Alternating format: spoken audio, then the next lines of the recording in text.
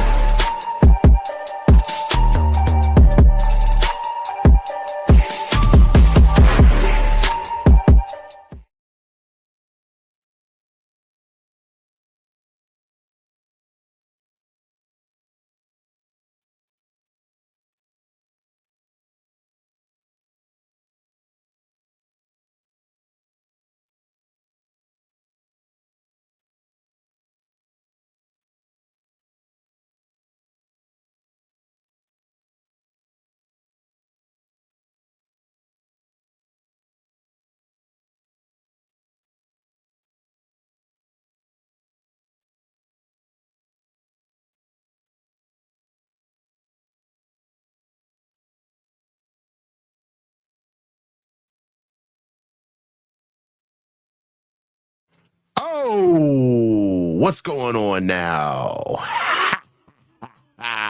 So, the San Francisco 49ers are about to face the Seattle Seahawks, who are coming off of a bye week, last in the NFC West, losers of their last 5 of their last 6 games.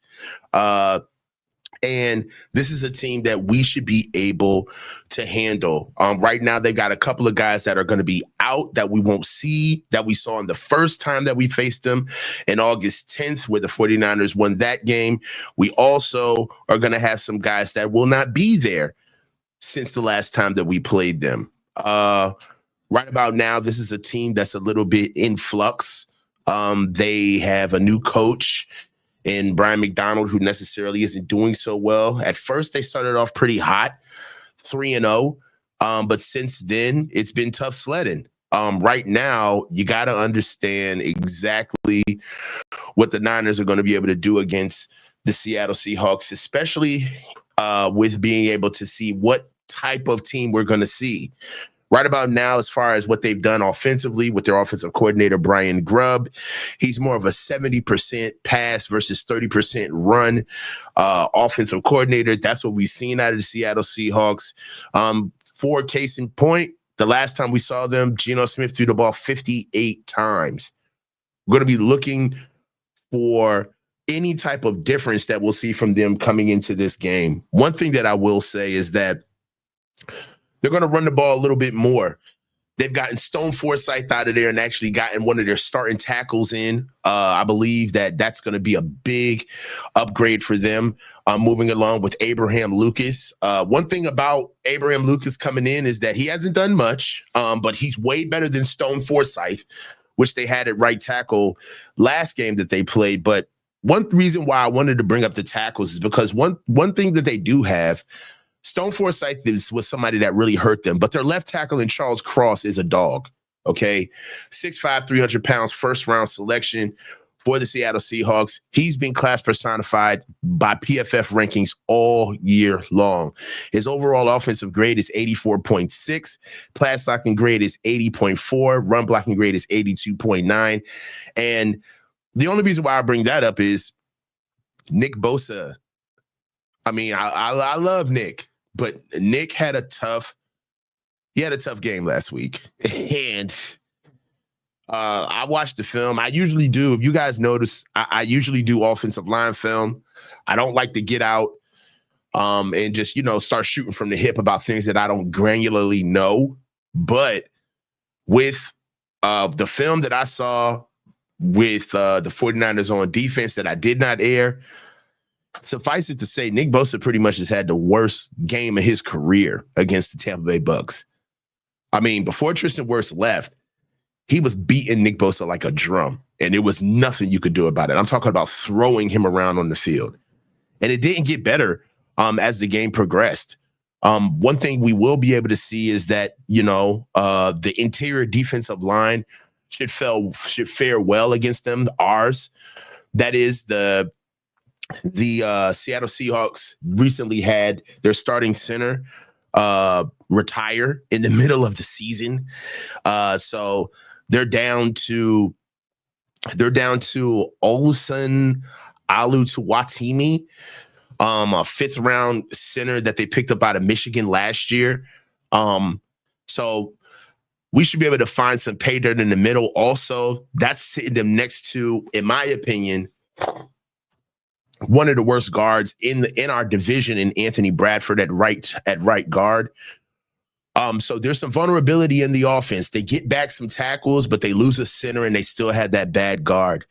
As far as I'm concerned, as far as weapons, really, Noah Fant is out and they've lost their second tight end coming in. So right now we're going to be playing against their third string tight end in AJ Barner. This guy, 65.3 rated grade on PFF overall. His run blocking grade is 64.3, with his receiving grade is 64.7. So they lose yet again another weapon.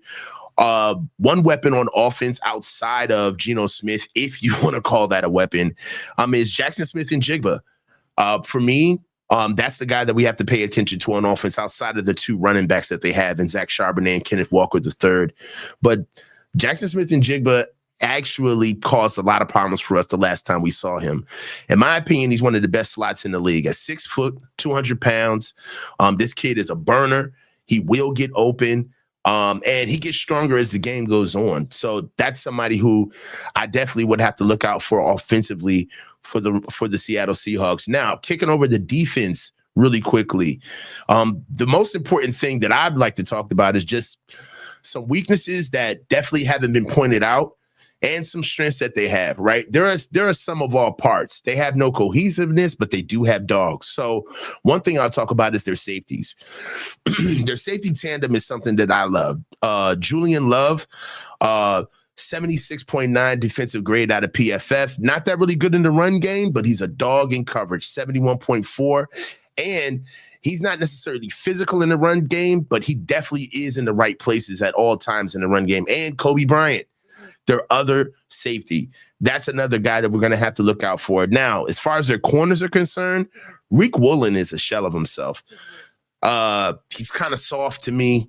Necessarily, he hasn't been finishing games. I think he didn't even finish the game that we had the last time we played. But Rick Woolen is somebody that I'm necessarily worried about moving into this game. And I think week by week, he's actually regressing. You want to look at what he's done in just week by week. He's got a 24.3. He's got a 24.3 tackling grade. Pretty much one of the worst tackling grades on the team, the last game that they played. He's got 64.1 grade overall on PFF and a 59.2 run defensive grade overall on PFF. So that's somebody who I'd like for us to start attacking. But you want to take a step back, they do what they lose in Rick Woolen, they gain a Devon Witherspoon, their nickel. This kid's nice. He's a smaller guy, about 6 foot, 180, but he's a dog in the run game. I mean, he's good in pass protection, but as far as holding down the edges, being a forced defender, being able to tackle guys behind the line of scrimmage, necessarily holding his own against blockers and being able to squeeze the bubble, Devon Witherspoon is one of their best DBs. So what they lose in outside corners, they're pretty stout in the middle. They got two good safeties. They got a good nickel. Also, something that I wanted to talk about is with their linebacking core. It's a little different this year. So going into what they've given us linebacker-wise, I'm kind of messing up here. Here we go. Both of their linebackers are gone. So they had two starting linebackers against us that are not going to be the linebackers that we had this year. They cut one starter linebacker and they traded away another one. What they did is they replaced him with Ernest Jones, pretty much the tip of the spear coming from the Rams, and Tyrese Knight, which is a guy that they basically picked up off from a rookie, picked up off the street. Now, I don't know that much about Tyrese Knight. Grades look a little off, especially his coverage grade, which is 48.2. I know he's a round 4 guy out of UTEP. He got drafted this year, so we'll see. We got a rookie that we can pick on.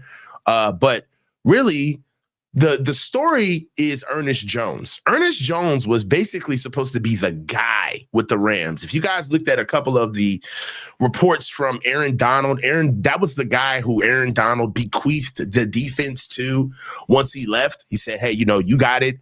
Things are going off not the right way with the Rams, and he ends up getting traded away to the Seattle Seahawks, and now he's their guy. So this is a good linebacker. His run defensive grade is impressive. It's 71.2, but it definitely pops on film. My opinion, watch out for Ernest Jones. But really, out of everybody who I've talked about on their defense, the three guys that impress me the most are their interior guys, their defensive tackles. That would be Leonard Williams, Jonathan Hankins, and finally, Byron Murphy. Now, Byron Murphy is their big shade tackle that they just got out of Texas. He's a rookie, and this kid's nasty. I'll tell you this right now. Our offensive line is going to have a fight, on top of the fact that they have some decent edges that will be playing in this game. And Boye Mafe and Derek Hall. Both of these guys actually do good in coverage grades, and they're okay in defensive pass and holding down the edges, but they're not bad by any stretch of the imagination. Okay, so defensively, I think it's going to be us trying to get footing on the ground game. We didn't have Christian McCaffrey facing them.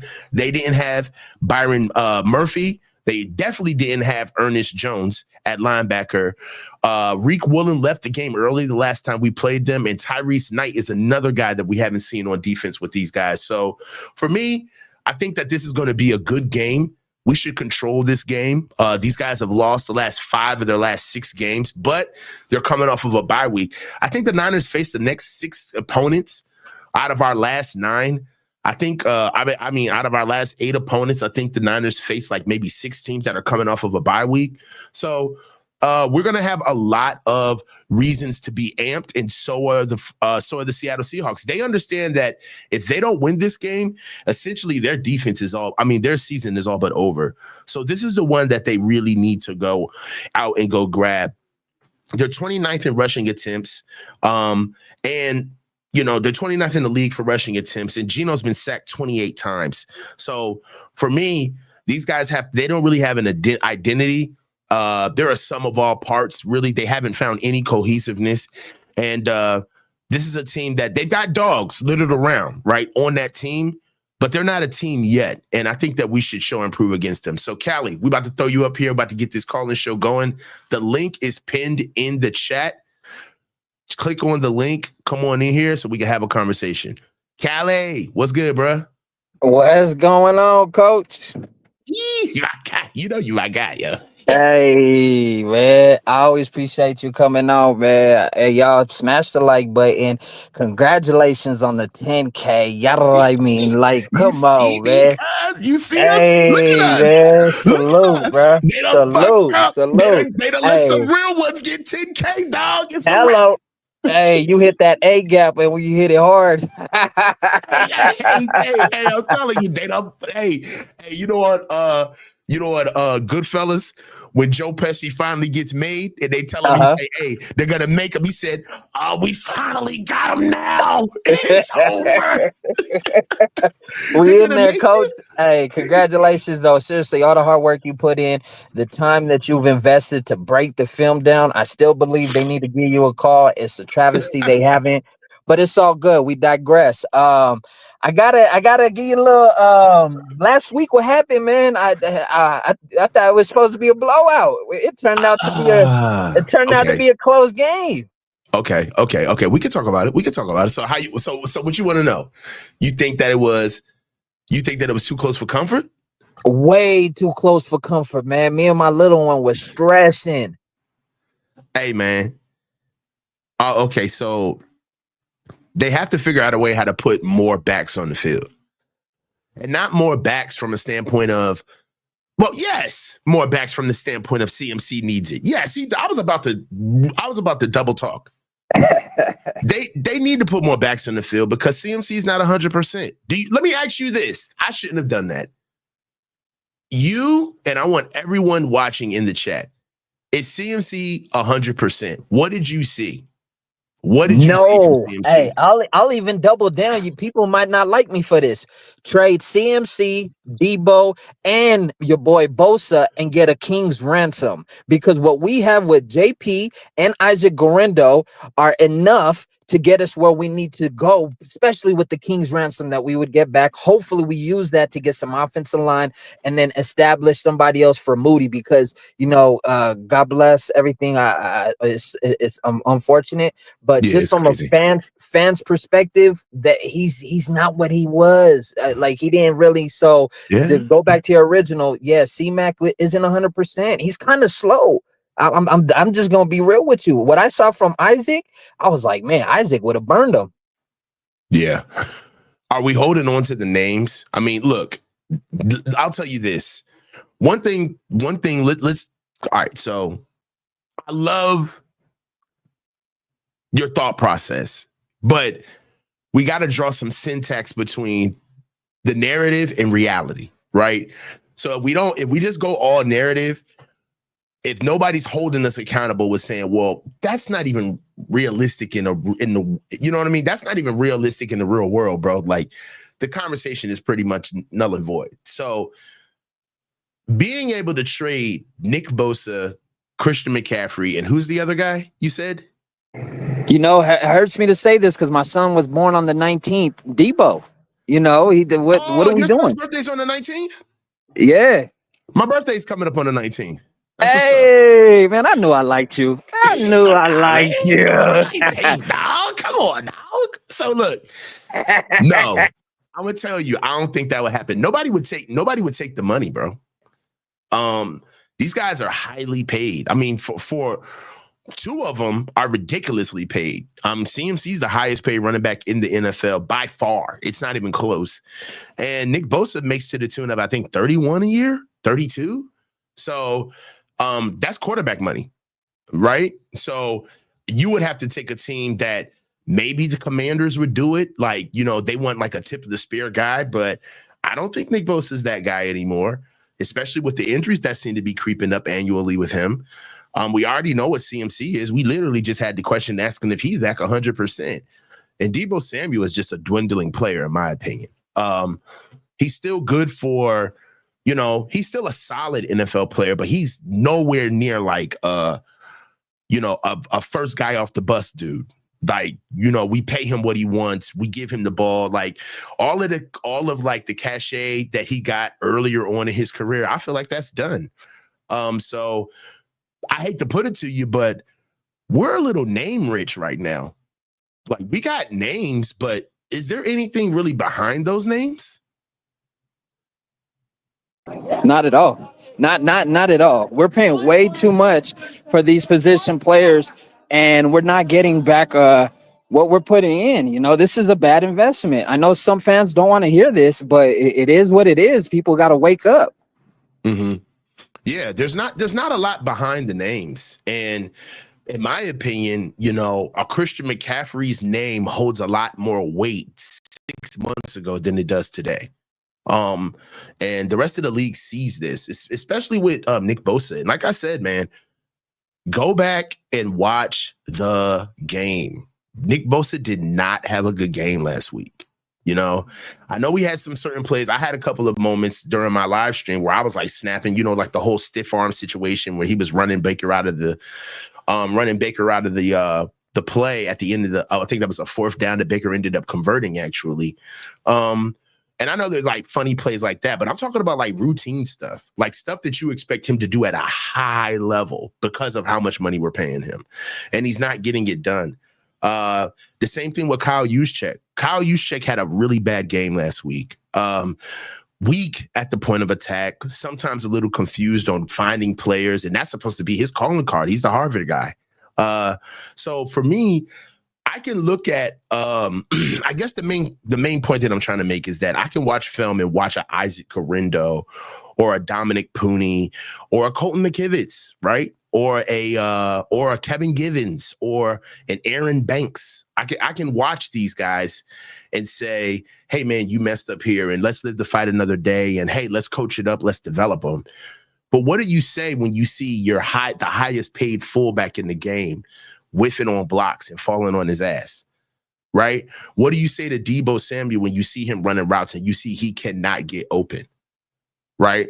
What do you say to, like, think about it. The mediocrity is almost getting hidden on this team rather than, being called out. There was a time on this team where if you were a rookie and you couldn't produce right away, you were shelved. There was 3 options for you. Either you produced right away, you were given a year to get it together so you could do something the next year, or you're gone, right? Remember Ty Davis Price? We don't remember, what's the kid out of Oklahoma, Sermon? We got him out of here quick, right? Drake Jackson, anyone? Gone. And he got a year too much, right? So for me, you start to see that standard and it's a little jarring, but you're like, damn, we are a good team. We've got the depth and this is just what we have to do. But then you hear things like, well, Juwan Jennings, who's been elevated basically as to our like number 1 receiving threat, he's the X for the rest of the season. They skipped right over Deebo and went to Juwan. Juwan is making like $7 million a year this year, right? They paid him out.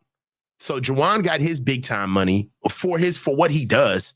Now he gets elevated to being the X. Deebo's making over like 20-something million a year this year. Ricky Pearsall is actually a better fit at the Z than Deebo Samuel right now. He can't get open versus man. All right. I think he ranks like 30th in the league on getting open versus man. I'm about to pull it up right now.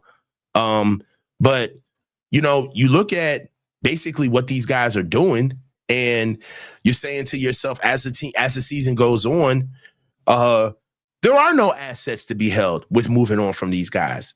Who's going to trade for a Deebo Samuel and give us anything more than a 3rd round? You're not getting a 2nd for a Deebo Samuel. You're not getting a 1st round pick for Deebo Samuel. You know what I'm saying? So, Steve-O is a fool. Deebo got separation versus Tabor Pepper. Yo, that's nuts. But, I mean, basically, that's my point is that, the names are just becoming names week by week, and they only matter to us more than they matter to the NFL. Right? You're looking for all of what Deebo's doing this year. Deebo's not having a good season, in my opinion. So what's your pushback on that, if any at all? Sorry, I'm in this restaurant. Say that last part again. I said, what's your pushback on that, if any at all? I mean, I really don't have much of a pushback. Tell you the truth, I just think the fans won't appreciate what we just broke down because they are so stuck on these names. It's like we got to be able to detach ourselves because there's also a business side to this. As a fan, we want to I want to see my son being able to enjoy a 49ers game for the next 10, 15 years. We're not setting ourselves up for success if we continue down this path. Right. I mean, right now you look at the success rate in receiving. Deebo Samuel's success rate on routes versus receivers, versus DBs is 42.3%. That's the lowest on the team. He's got a lower success rate in running routes than Isaac Gorindo. He's got a lower success rate in running routes than Jordan Mason. All right. There's only one person on the team that Deebo has a better success route win rate than, and that's Patrick Taylor Jr., who barely plays. That's ridiculous. Yeah, we shouldn't be paying him that much for not doing anything. I'm sorry, people are not gonna like that, but I'm with you, Coach. And that's how I feel like if we can figure out a way to package it and get rid of them, we could get a King's ransom back. Well, hey, brother, I'm going to move on to the next one. I doubt it. Give me a prediction before you get out of here, man. Nick, you about to come up. Give me a prediction. Prediction? I was going to ask you for the prediction. I would say that the Niners actually will win by 10 points. I think Ricky Pearsall will have a good game. You did call last game, though. Juwan Jennings was going off. I would say Ricky Pearsall will have a solid game. C-Mac, unfortunately, Kyle's going to keep running him. He's not going to use Isaac, but we'll win. I want to say 30-20. All right, brother. 30-20, man. I get at you, bro. I appreciate you, Coach. Keep doing your thing, brother. Man, appreciate you, brother. Talk to you. What up, Coach? Nick, my guy. What's good, brother? How you doing? Congrats on the Yeah. 10K, bro. Thank you, man. We couldn't have did it, man. We couldn't have did it without you, bro. Hey, You man, were keep part of the grinding, bro. 10K, baby. We grinded. Yeah. I got a couple things. First of all, how do you feel about the Demo contract? Because I love it. Okay. I love Oh, it. yeah. All right. You want me to? I just want to hear everything. Or Yeah, you want me? You yeah. I want? just want to hear your opinion first because I didn't I get to love see it. any. Yeah, yeah. I love it. I love the deal. Hometown kid, LA kid. Loves the Bay. One thing that I like about his press conference was that he said that he wanted to retire a Niner. That shows that he really respects the organization. You don't hear that What anymore. you really don't, right? Him Yeah. saying it made you kind of feel like, wow, when's the last time you've heard somebody say that? One thing also that I wanted to highlight is it made me give the organization some credit, a lot more credit, honestly. We practically went through the whole offseason, right? A lot of times, and I do this too, Yeah. we're guilty of being Monday morning quarterbacks, right? Kind of going back and looking at things and being like, well, what you should have did, if it was me, I would have did. Right. And it's just like, well, you didn't know. And now that you do know, it's easy to sit back and play make-believe. One thing that we got to understand is that while they were going through all of this, Demo had already said, like, hey, we tried to get it done right after the Super Bowl. Yeah. We tried to get it done in the offseason. We just couldn't come back to it. And for that, it does make you realize, like, man, while these guys are going through the CMC situation, right? Getting him paid. The Brandon Ayuk situation, getting him paid. Trent, making sure that gets done. Extensions for Debo, extensions for George, maneuvering Fred's money around, signing on new guys. They got a lot on their plate. On top of all of like the infrastructure stuff that they had to do with Adam Peters leaving, elevating two guys to replace him. And adding Super Bowl expectations. Like, it's not like we're going like, 500 here, let's see what we can do. It's like, we got to deal with all this, and we got to strap it up, and like, the expectation is you got to win a Super Bowl. It's a exactly. lot. It's a lot. Exactly. And it did make me, it made me pause for a second to say. I also feel like with the Demo contract, I also feel like they have an idea of what Brock is willing to take. Because I don't feel like they give Demo that deal unless they have some like a plan in their head on how the Brock negotiation is going to go. I wouldn't put it past them if they've already haven't kind of like beat the bushes and kicked the tires a little bit. Like, hey man, what are you thinking? Right? Like, because like I'll tell you right now, if Brock told them I'll take 40, they'd probably sign him like right now. I don't know about that. 40? 40? I mean, 40 would be a deal. That's what I'm saying. Hell of a deal. That's what I'm for saying. Us. Because like I truly believe Brock's not the type of guy to be like, oh, I'm taking 60. I feel like Brock's gonna be like, nah, I want to win. And like the only way for us to win and be consistent if I take less. And I don't think Brock's gonna be that type of guy. I think Brock will be like, yeah, I'll take 40, 45, and let's keep this thing rolling. Well, you got to see what the climate is at the time. Right now, Brock is he's above the fray of like not of like being told what he can't have. I feel like Brock hasn't played himself out of any options, is what I'm trying to say. Yeah. Right. So there's nothing that he can't ask for coming what he's done thus far on the field. My opinion is, yeah, it would be awesome if he came in and was like, look, guys, I'm Brock freaking Purdy. Like, we're not about to do this. I'm not going to, bilk you guys for 60 million a year. Brock's not going to be in social media doing this, doing that. He's gonna keep it real cool. Like, you know what I think it's going to be? I really believe that it may be like in the low 50s. That's what I think. I also feel like Brock may get signed for like no, you're fine. I think Brock may get signed for like 53, 54. Okay, because I don't know how you feel, but like with what has been going on with the offense this year, with just Debo playing at an all-time, you can just see it from the TV. Like doesn't have it anymore. Like those jet sweeps, dude. Like he used to get to that edge, and like regardless if it wasn't blocked up for a touchdown, he would usually get 4, 5, 6, 7 yards off just going off the corner. He can't even get to the edge anymore. You just can't do it. You could just. So I just feel like with the offense and the protection problems, I feel like people are underrating what Brock's doing this year. He's doing a lot. that, like, I watched JT O'Sullivan's quarterback breakdown on him, Right. and all of those hot throws that he had, like on the Debo one, I forget what quarter it was in, but like he's fading away and he's throwing it before Debo even gets out of his route. Like, that's just because the protection's so bad. Like, he's doing stuff on a daily basis that is not going to work out on a season. Like, that's why he's throwing a little more interceptions, because he's asked to do so much more, and he's got one guy, maybe two, that can actually separate and give him something. Yeah.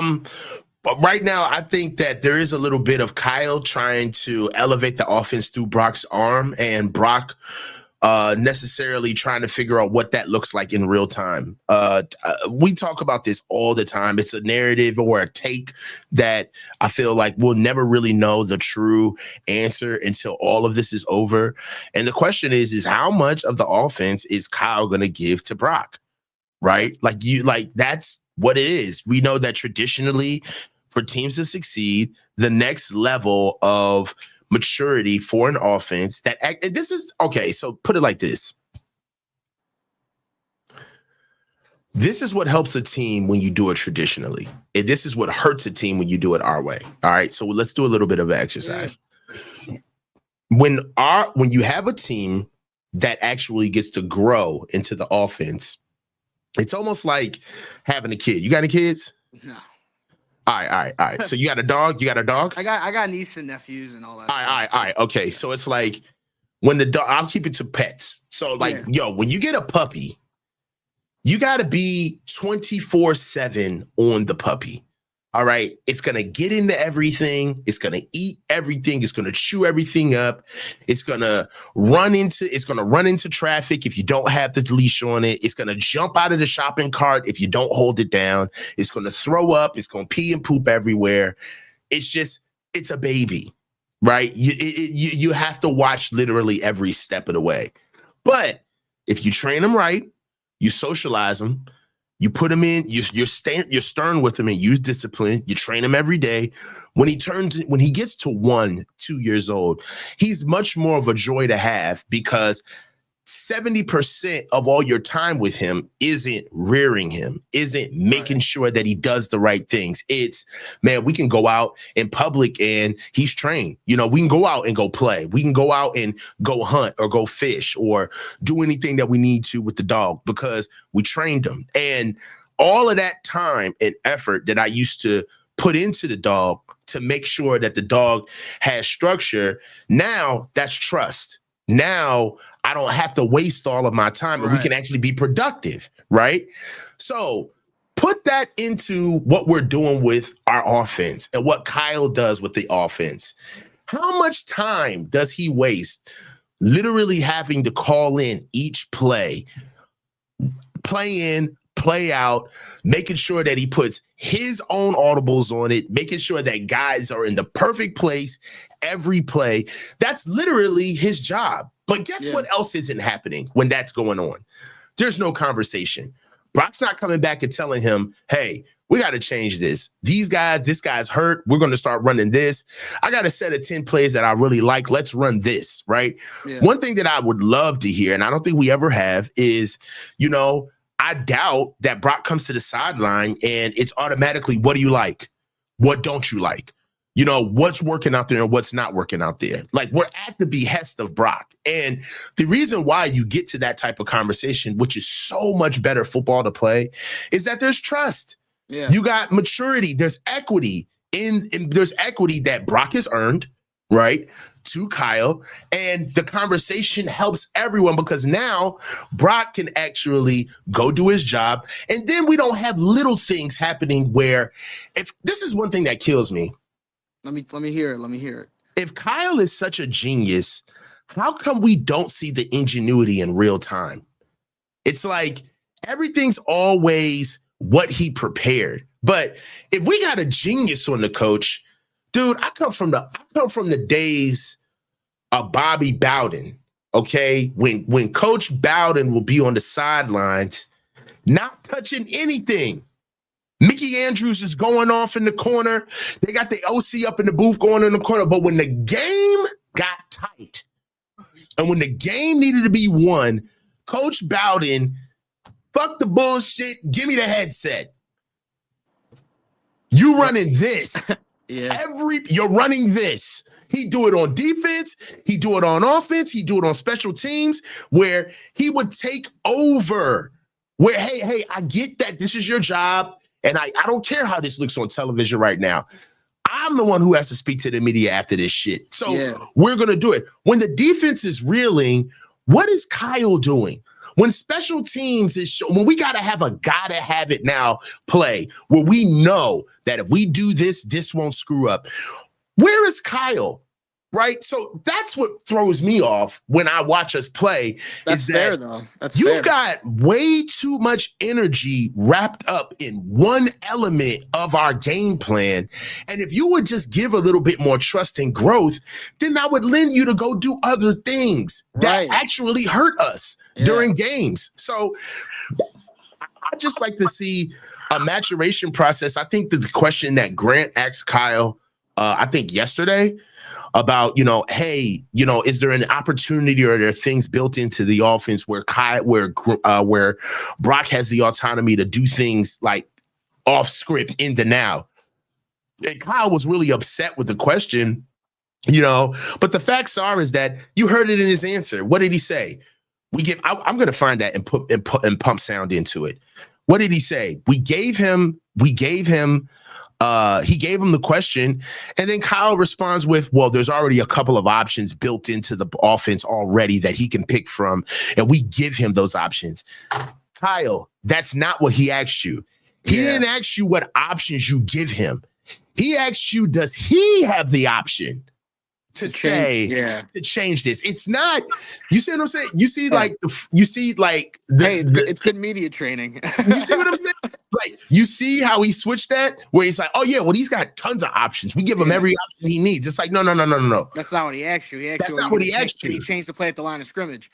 Thank you. And one thing that's, I think, kind of funny is when we watch our offense go out, I know people want Kyle to give Brock like options to audible, but the funny thing about it is if you watch how the offense operates, they don't get out of the huddle till like 14-15 seconds, and when they're motioning, the motions take so long. So what is Brock gonna start audibling with 6-7 seconds left on the play clock? You can't do that.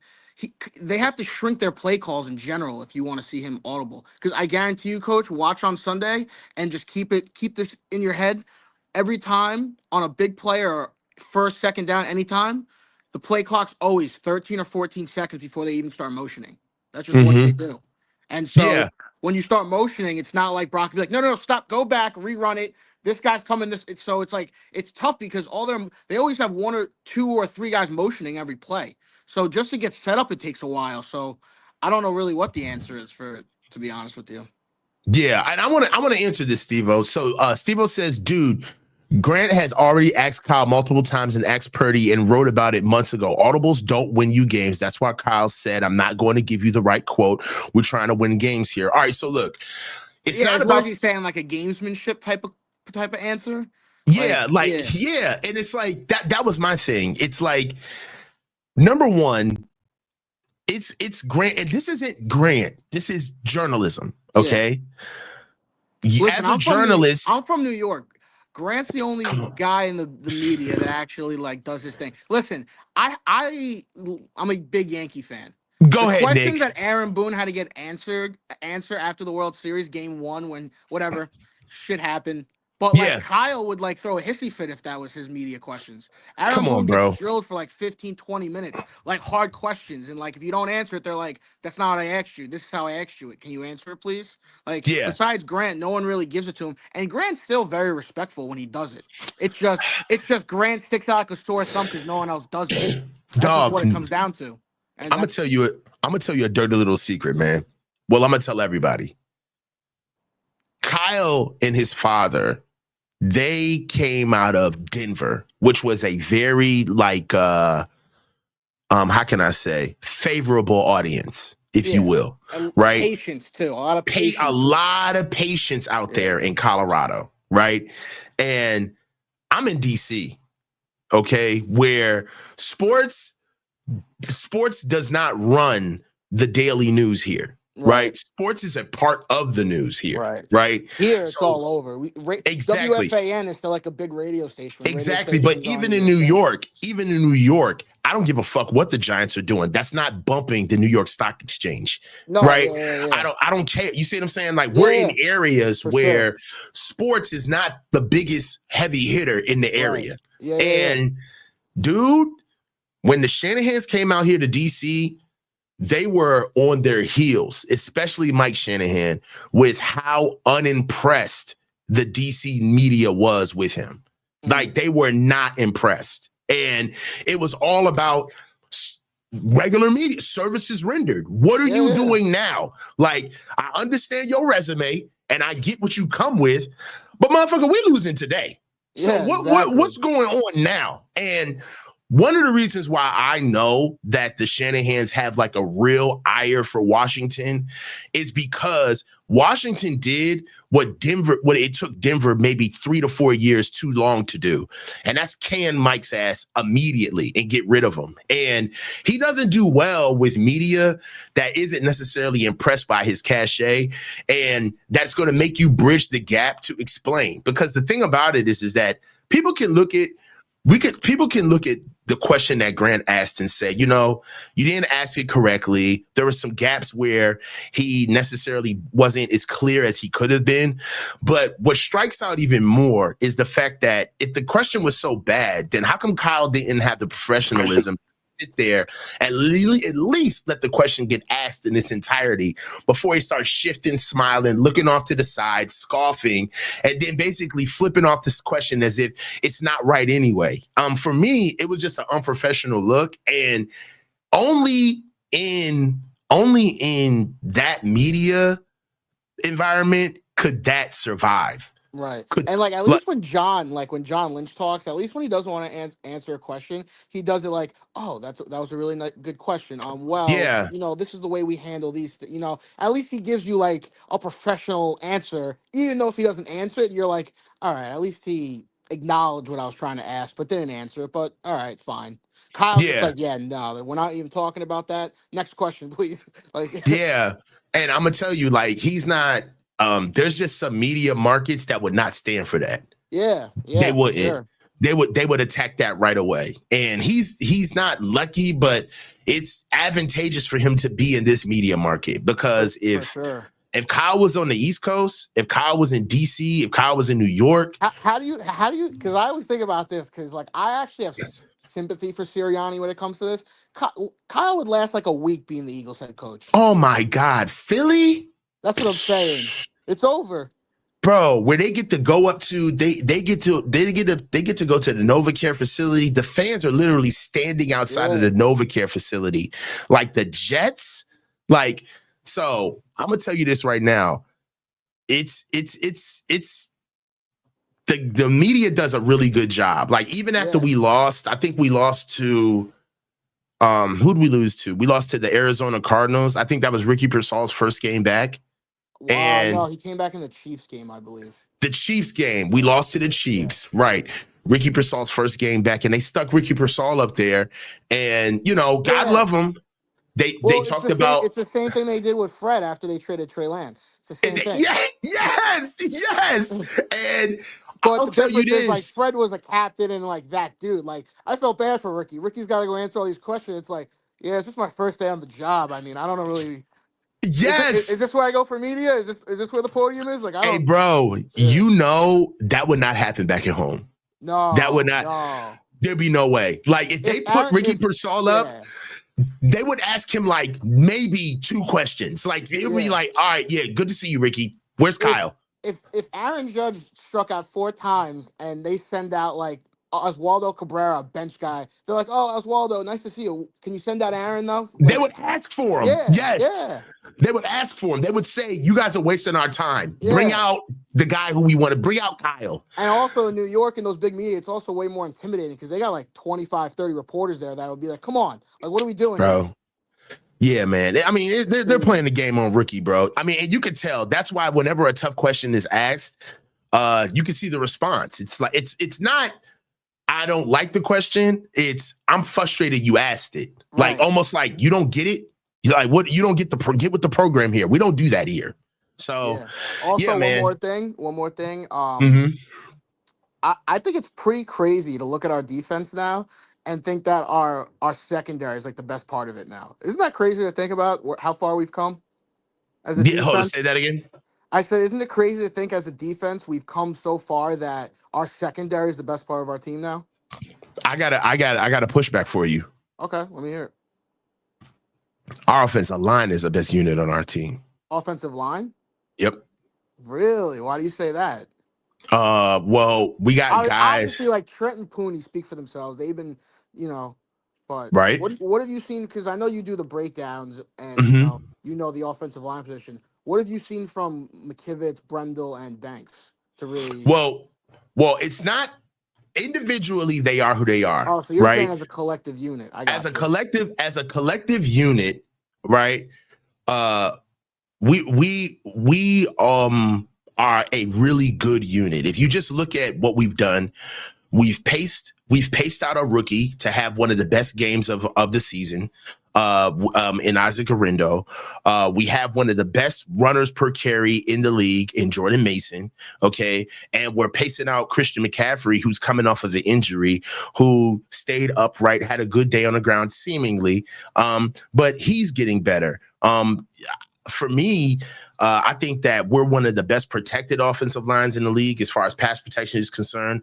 I mean, at one point in the season, I think we were through 6 games. We had given up 12 sacks, but in one game we had given up 6 sacks, and I believe that was against Vikings. I think the Vikings. I think that was that early, yeah. Mm-hmm. And Brock even ran into a couple. So Brock ran into a lot of sacks in that game. Exactly.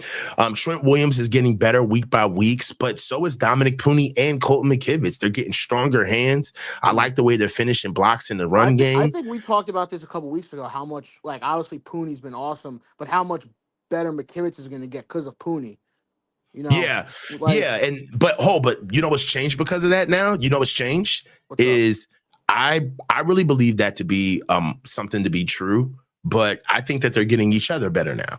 So they're getting better, man. Yeah. I like what our offensive line is doing, honestly. They're getting better game by game. And this is another game where I expect to see the same level of play. I mean, I think, and like before I go, I thought the Tampa Bay one was a good win for them. I think they needed a win like that.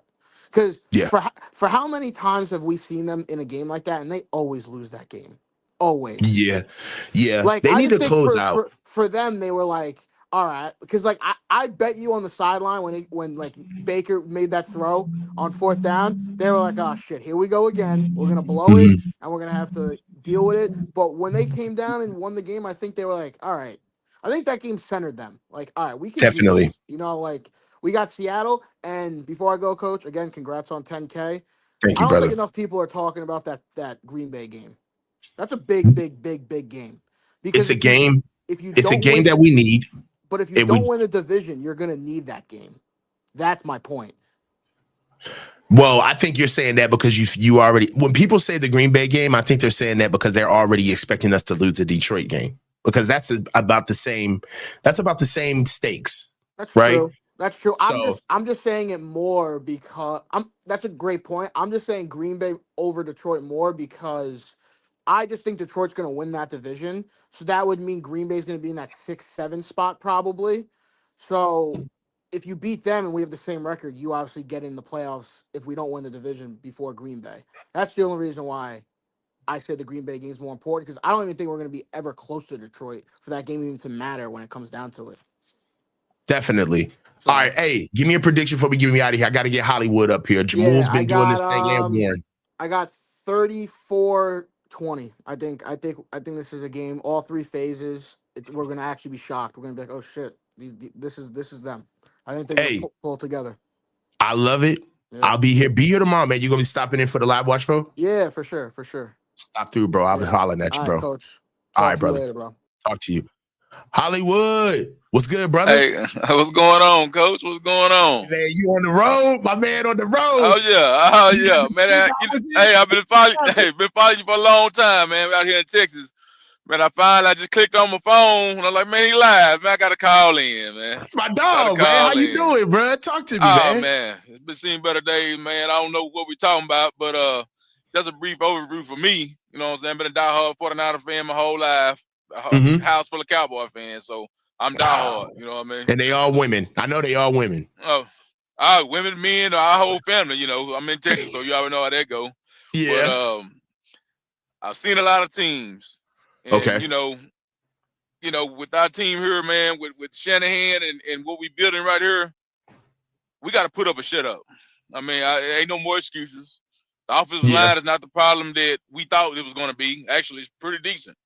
So, quarterback play, decent. You know what I mean? I mean, it's pretty good. I mean, I wasn't a big Brock Purdy fan at first, but he's grown on me. You know, he's solid. You know what I mean? Right. So, Shanahan, you have no more excuses. Everything that you got, you want. We got CMC back. You know, got Pearsall back in here. Man, it's time to put up or shut up. You know, with me, you know, I don't do all the glaze and defense. Is what it is. You wanted Nick Sorensen, you got him. Right. You know, I mean, so with me is that, you know, we got to get on the run. We need to beat a good team. We need to win the Seattle game, and Green Bay is going to tell us where we really at. You know? Yeah. I mean, you know, I'm tired of all the excuses. You know, look, we got to win ball games. One game Talk at a to time. me about this Seattle game coming up. What do you think we're going to do tomorrow? Well, first of all, we just need to run the ball. You know what I mean? That's the main thing. And Shanahan has to start using his personnel, man. We are horrible with personnel usage. That CMC, 30 carries, 30 touches, no. Give him about 10 carries and maybe 6 targets. We good. Give Mason 10 targets and 3 or 4 for Garindo if you can, you know. But we need to get these guys on the field and get Kyle Juszczyk. Gotta go. I'm sick of looking at it. Sick of looking at it. What? He just taking up space. He said he's sick of looking at it. I tell you, dog. I mean, okay, you got Mason. Put him on the field. Put Mason and CMC back there. You got Debo. You could use all these guys on the field, and it'd be a defensive nightmare. You got the personnel, but you don't use it. Yeah. What's good at having Jordan Mason sitting on the sideline? He never gonna get the ball. Hey, dog, I'm not a Kyle Juszczyk guy anymore, man. And I love the position. I love the position of fullback, right? So I love a fullback on the team, but we could find better than that. I'm sorry, bro. Oh yeah. Pay that kind of money for him, man. He's for drawing a paycheck. Yeah, he's drawing a paycheck. You stealing, brother. Not for that money. And I got one more elephant in the room too. That a lot of people are scared to address this, and we hold everybody else feet to the fire. Nick Bosa, $34 million a year, non-quarterback, and we always worried about who's the bookend. I'm not worried about the bookend. You need to get to the quarterback. You need to be the book and defend the run. Yeah, you need to be the book, and everybody else play off of you. You know. I mean, I'm just not seeing it. I don't know if it's, I mean, we're using them a little more, maybe need some rest. I don't know. But, bro, everybody else, we hold their feet to the fire, but Nick Bosa's come. We got every excuse in the world. I do not know. Myles Garrett, who's his bookend? You know what I mean? Who's his, what's the name of the Raiders? Max Crosby. Who's his bookend? He get busy. Yeah. He get busy. Yeah. Yeah. I mean, I'm sick of it. Hey, bro, you running around doing a tap dance with Baker Mayfield, man, sack him. Dive at his feet. Do something. Pull his arm down. I mean, we just got to step it up, man. I'm tired of all the excuses. Hopefully we can get Greenlaw back, but we need some linebacker help too. But, man, like I say, man, I'm just, man, let's go, man. Bang, bang, not a gang. I can't understand it, man, Sunday, I'll say 24-10 Niners. Got it. Hey, I love the engagement, Hollywood, man. I want you to call back in, man. This can't be your first and last time. Don't want it done, dog. I just really figure out how to use this stuff, man. I don't, I always just be watching, I said, man, let me click on here and see. But I got it now. It ain't that bad as I thought it was. Exactly. That's what I do this for, man. Like all of you and all of the fans and the supporters that y'all feel like, man, look, I'll pace y'all through. I built the YouTube channel in front of y'all. Right. So any buttons you need to push, anything you need, man, DM me, email me on Twitter, whatever. I got my email on the channel. I help anybody out with this production stuff. So I got y'all. I'll look out. Oh, yeah, man. Appreciate it, man. Nice to meet you finally. Nice to finally meet you too, Hollywood. Give me a call, bro. Don't be a stranger. All right, bro. All right, brother. Jamal, you ready for me? I'm ready. Let's get it, dog. How you doing? I'm doing pretty good. I just got a few things I want to say. Let's go. So what I really want to say is why I think this offense is so discombobulated is because we don't get George Kittle the ball. George Kittle, in my opinion, after watching him throughout his whole career, he's got the best hands on the team. If you don't give him the ball, you got to feed that guy. Like, you got to give him the ball. George Kittle, we barely use him. And I heard you speaking about Kyle Juszczyk. We barely use him. So it's like those two pieces, to me, they could change the game. But Kyle don't know how to use them. He don't know how to use them. It's been so long. I've been like, go ahead. No, go. You waited a long time. It's been so long that I've been sitting there. I'm like, dude, like, our boy catches everything. Kittle catches everything.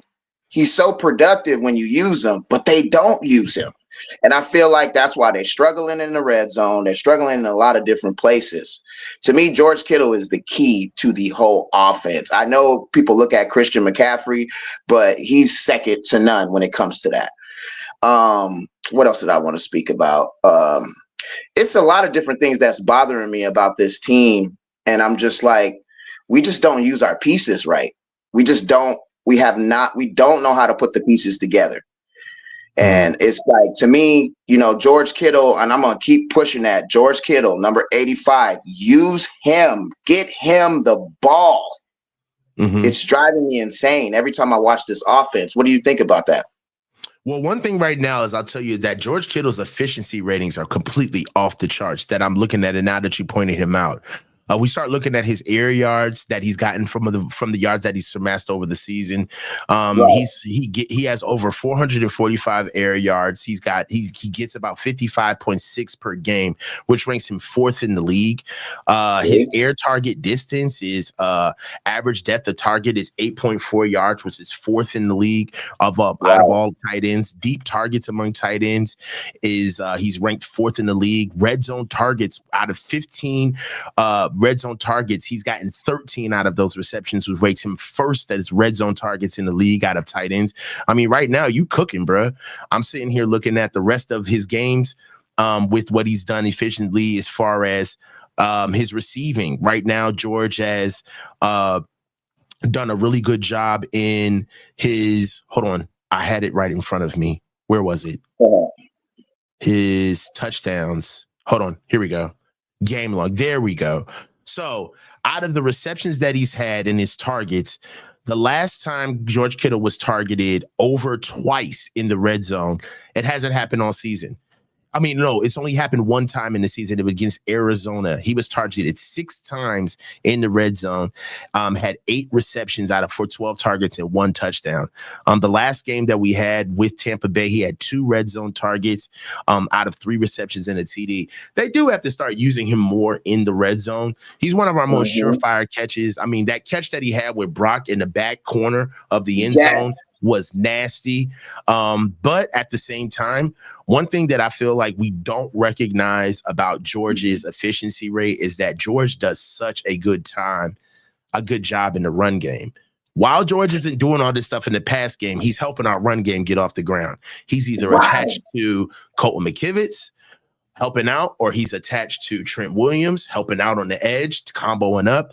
So that's another thing. It's like, for me, bang for the buck, I agree with you, Jamal. Like, George Kittle is one of the most efficient players that we have on this offense.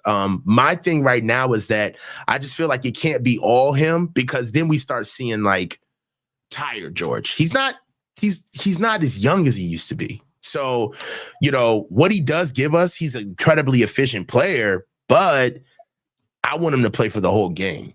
Right. And when we start pacing him out, I mean, Eric Saubert necessarily isn't. It's a big drop off when Eric Saubert comes in. I feel like throughout the whole years, even the Jimmy G era, we didn't use him enough. When have we used him enough? When have we used him enough? Yeah. He's got the best hands on the team. Even when Brandon Ayuk was playing, to me, George Kittle made the most craziest catches that you can think of on tape. So, in my opinion, why not do a reverse handoff to the dude in the red zone? And he'll probably run it in. You know where I think the biggest area that I'd like to see George used in areas where he's not taking as much wear and tear. I'd love to see George Kittle used in more screens. How come we don't have any tight end screens? You know what I'm saying? Like, any delayed screens for George, stuff where we can get him out in the open field. It doesn't have to be as fast as an offensive attack, but it can be something that really keeps linebackers attached to the line of scrimmage. It keeps everybody in their right place because they have to account for George. And one thing about George is that he's good in the run game with blocking, but if you started sprinkling in some like delayed blocking actions where he actually is a screener, you get those guys to stay home. You give our offensive line a better chance to block guys up front because they have to worry about other actions happening on the field. One thing I'll tell you about our offense that frustrates me is that we're just predictable. We're slow too. Before pre-snap motion, and trying to get everybody right in their right position. One of the biggest things that I've seen right now is we just don't catch people with their pants down. We don't ever catch anybody unprepared. We don't catch anybody running on and off the field. We don't take advantage of any substitutions. We don't take advantage of any injuries on the field. Like all of the things that we see as players, I mean, not as players, but as fans, that for some reason coaches see as players and coaches, and they take advantage of it. We see these things, and it's just like the Niners are just so complacent with going about their own process. And the self-awareness of this team, in my opinion, is just, it's off. They don't break like ranks, or they don't break their process when they see something staring them in the face. And in my opinion, a lot of that is their trust in Kyle. And it's a good thing and it's a bad thing from a standpoint of, it's good because sometimes you need that. You need the blinders for a football team where it's like, hey, forget the noise, do exactly what I told you to. Sometimes you need that. However, we're all men. And just because you only over me because of your title, brother. But when the game is going on, you got to listen to what I'm telling you, because your job depends on it and my job depends on it as well. I just think that there's way too much top-down process during games, when games is a little bit more lateral than vertical, right? It's not top-down. It's more lateral in group effort. Everybody's in on this. Like, I know you the head coach right now. Like, I got a security firm, right, that I do physical security at. And I'm going to tell you this right now. When it's 10 to 15 of us trying to hold down a venue that holds over 2,500 to 3,000 people, and I'm the point man, if I see somebody that feels like they can be emboldened to handle their job, then I'm going to let them do that. I'm not going to talk to them about what they should have been doing or what they could have been doing. You helped us out and we live to fight another day. You seen the dude coming in here with a weapon, even though you wasn't on weapons right now. Step over here and say something. Right? You seen the guy, you seen the girl in here that was drunk with her friends. Even though you was on the third mezzanine looking down and that's not your section, man, get on the walkie. Say something. You know what I'm saying? Help me out. Don't just sit here and talk about that ain't my job. So there needs to be more of a collaborative effort. I got some other guys waiting. Wrap it up for me. Give me a prediction for tomorrow. Well, I don't really have a prediction because it's all going to be predicated on how we use the weapons. I feel like we play this team enough, so we don't know what we're going to get tomorrow. Right. To be honest. Okay. So I don't have a prediction. I'm not going to predict anything because it's all up to Kyle, how he used the pieces. I really appreciate you, Coach, putting me on, and I'm definitely going to call back in, sir. Hey, dog, I'm going to tell you this right now. I love all of the engagement, but I'm going to tell you this. You ever come on this platform without a prediction, Jamal? We don't do that here. You come on. You got to give a prediction. So look, I'm gonna let you out. I'm gonna let you out this time. Okay. But just know we clipped up before you. Don't come in here without no prediction next time, okay, brother? Yes, sir. Right? I got you, I love you, bro. Give me a call back, brother. Thank you. Warren. What's that? On a mission trying to find Mr. Warren G. What's good, brother? Man, it's all good. It's all good. Talk to me, bro. What you got? Man, I call in trying to get the special teams up and running, man. Mistake every week. I ain't trying to put no extra time in. I'm afraid of Brian Schneider because I don't want him to know me and all of a sudden find something about me that where I'm gonna start saying that he shouldn't be fired. I don't know what Brian Schneider knows about the organization. I don't know what pictures he has. I don't know what type of Diddy files he got. But Brian Schneider is the conundrum of the coaching staff. How the hell does he still have a job? I don't get it. Can anybody? Stills, I'm going to ask you. Dale, I'm going to ask you. Get ready. How is Brian Schneider still on this coaching staff?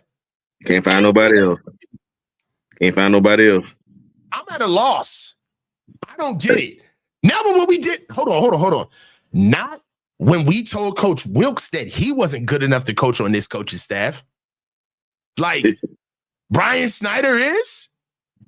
So, look, I don't know, man. That's my special teams. That's my special teams rant for the day. I did watch special teams for the last game. It was horrible. If you want to talk about special teams, this is going to be a factor. I'm glad that you brought this up. This is going to be a factor.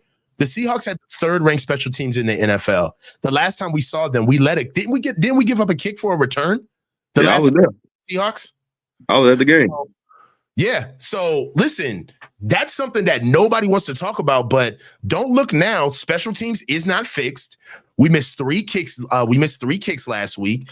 1 kick that finally got us out the door.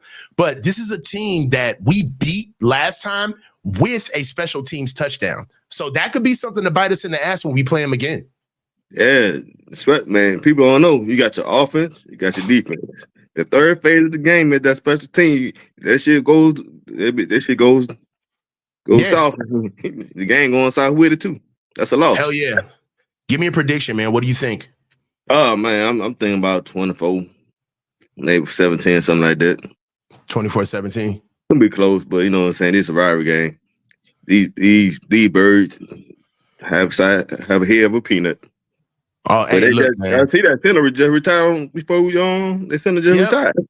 Connor just retired before they came in. They traded away and cut both of their starting inside linebackers. So they got a new linebacker from the Rams. They got a rookie playing now. So that's definitely different for them. Byron Jones, I believe that's their big defensive tackle from Texas as a rookie. We'll be seeing him in. Right now, as far as their DBs are concerned, Reek Woolen, he left the game when we played them last time, but he definitely hasn't done better since we've seen him. He's actually ranked the last game that he played. He had like a 24.3 tackle rating out of PFF.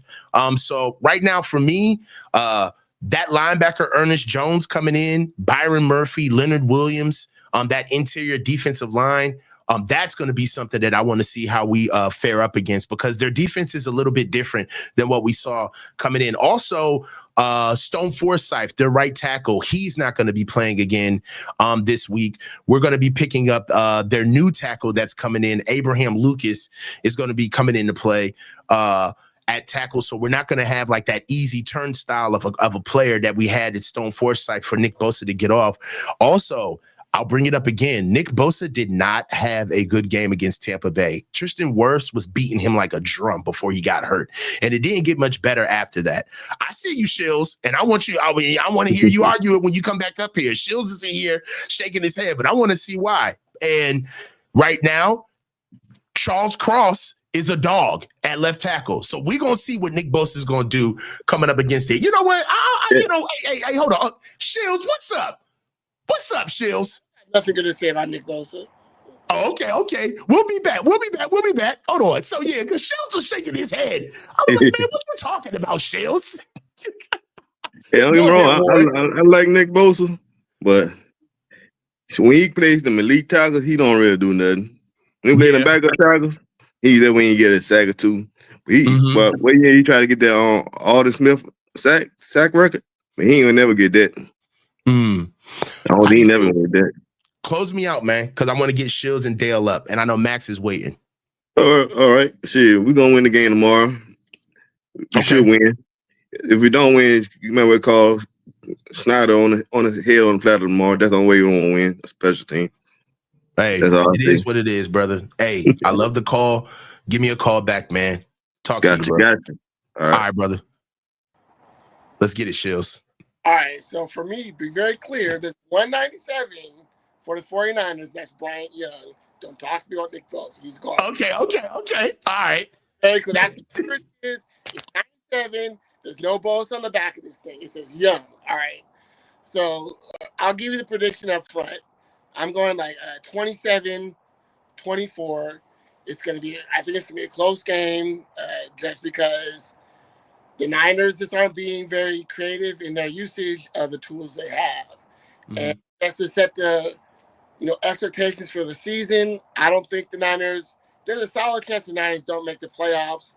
And if they do, it's going to be an early exit because they're going to ride, Floyd, Bosa, and CMC to the point where they just don't have the tools necessary to keep going forward. You saw, I would be embarrassed if I were Nick Bosa with getting stiff-armed by freaking Baker Mayfield. Like that was the only thing more embarrassing. It was trash, bro. No, for real. The only thing more embarrassing that happened in the world of sports this week was watching Mike Tyson and Jake Paul fight. I was just like, man. Nick Bosa isn't, but he's not 58 years old. I mean, what excuses he have, And if you are injured, what do you say? You say, hey, bro, I cannot go. You need to get somebody else up here to do the job because I can't do it. Right? That's what you're supposed to do. Hey, look, Chills, the last time I checked, it's either you're hurt or you're injured. If you're hurt, okay, you can still play. If you're injured, then you need to get off the field. All right? 100%. That's it.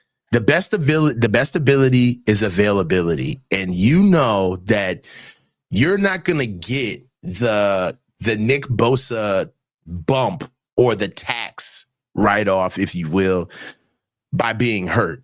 Nobody's going to sit here and say, oh, well, we'd much rather have a 60% Nick Bosa. It's like, no, dude, either you're going to perform or you're getting off the field. And nobody should feel sorry for you that you're playing hurt.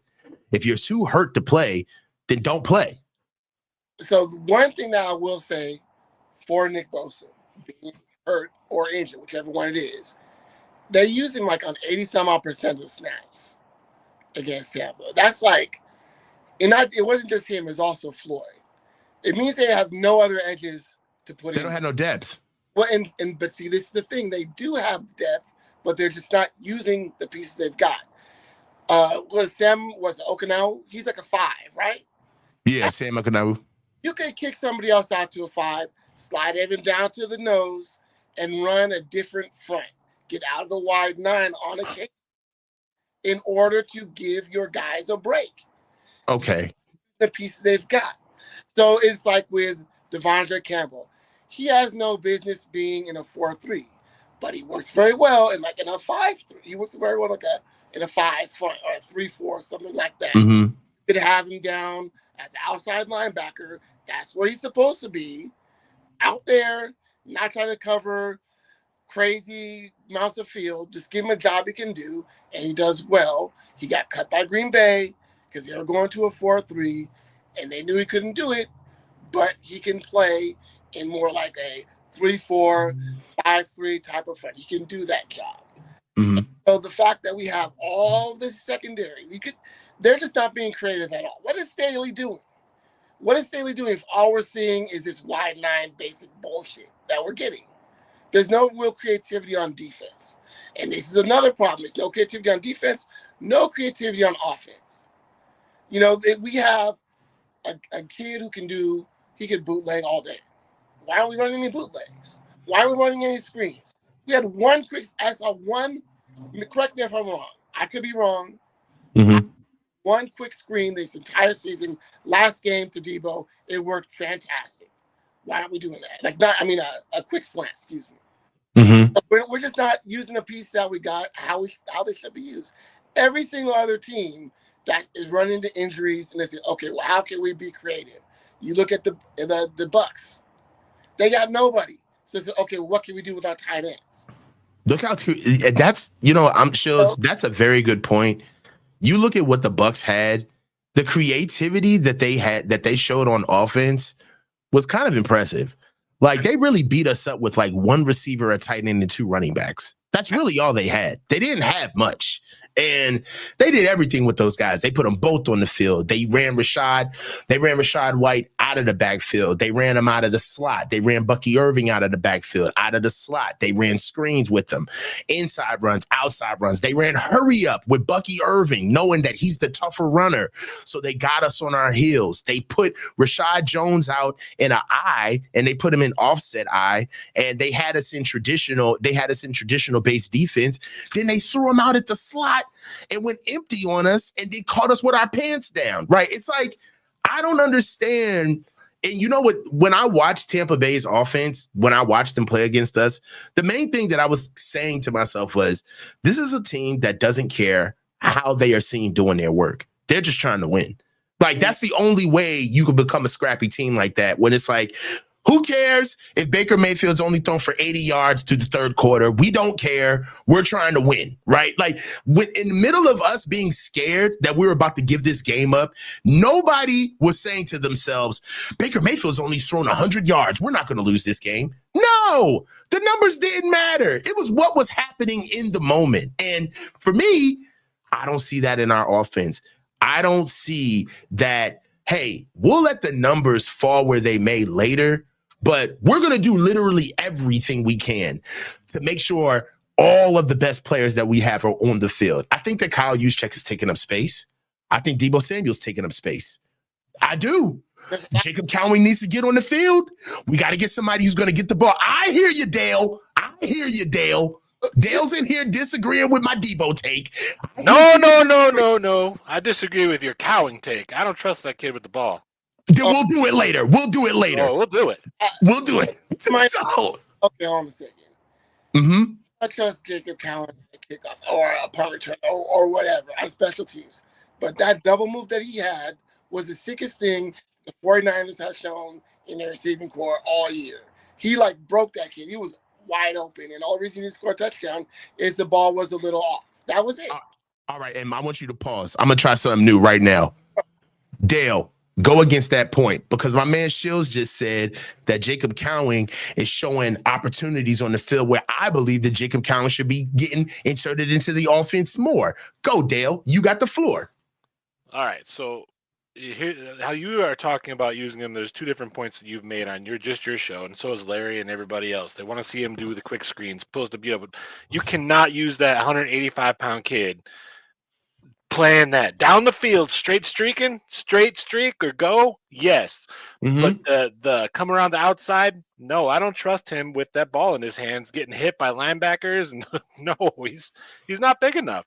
He might be shifty and fast, but until I see it, all I know is I've seen Cowing muff 3 balls, drop 2, and he has on the go route, though, the ones that is right out in front of him. Yeah, no, that's not a problem. I don't have a problem with that, but that's not how they're going to try and use him.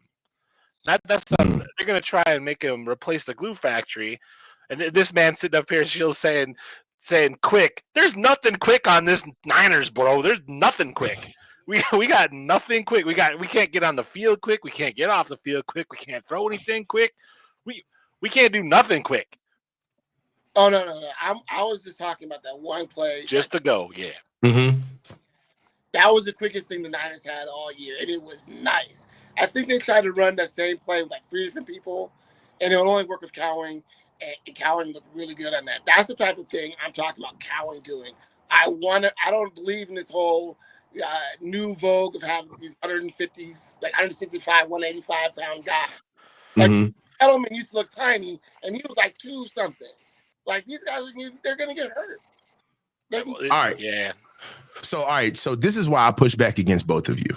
The reason why is because the boy is getting paid to be an NFL player. Okay.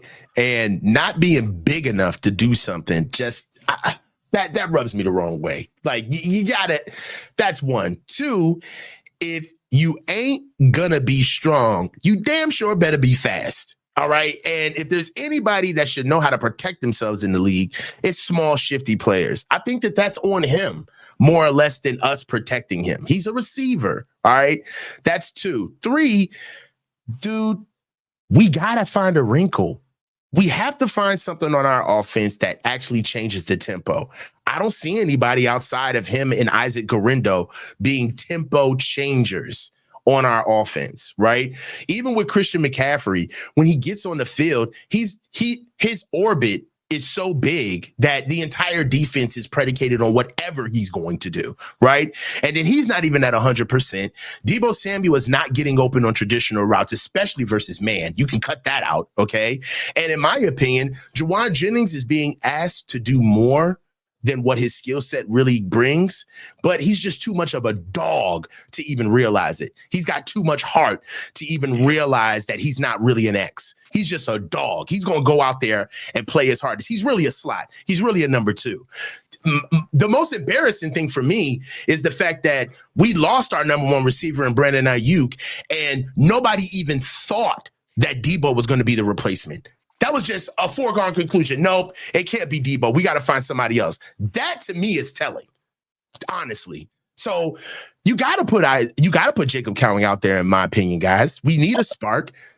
No, I think we agree on that. It's just how we're using it. Exactly. That's all we're talking. The screens. I like the screens, and there's different ways to get him the ball. You can give him slip screens. He can get slip screens where he can basically be coming towards the formation, catching that ball, slipping up under guards and tackles coming out the pool. He can get now routes where he literally can be standing in his position, turning around and just taking a zero route and catching the ball and seeing what he could do with somebody blocking. He can get rocket sweeps and jet sweeps. All right. Mitchell and us just put it in there.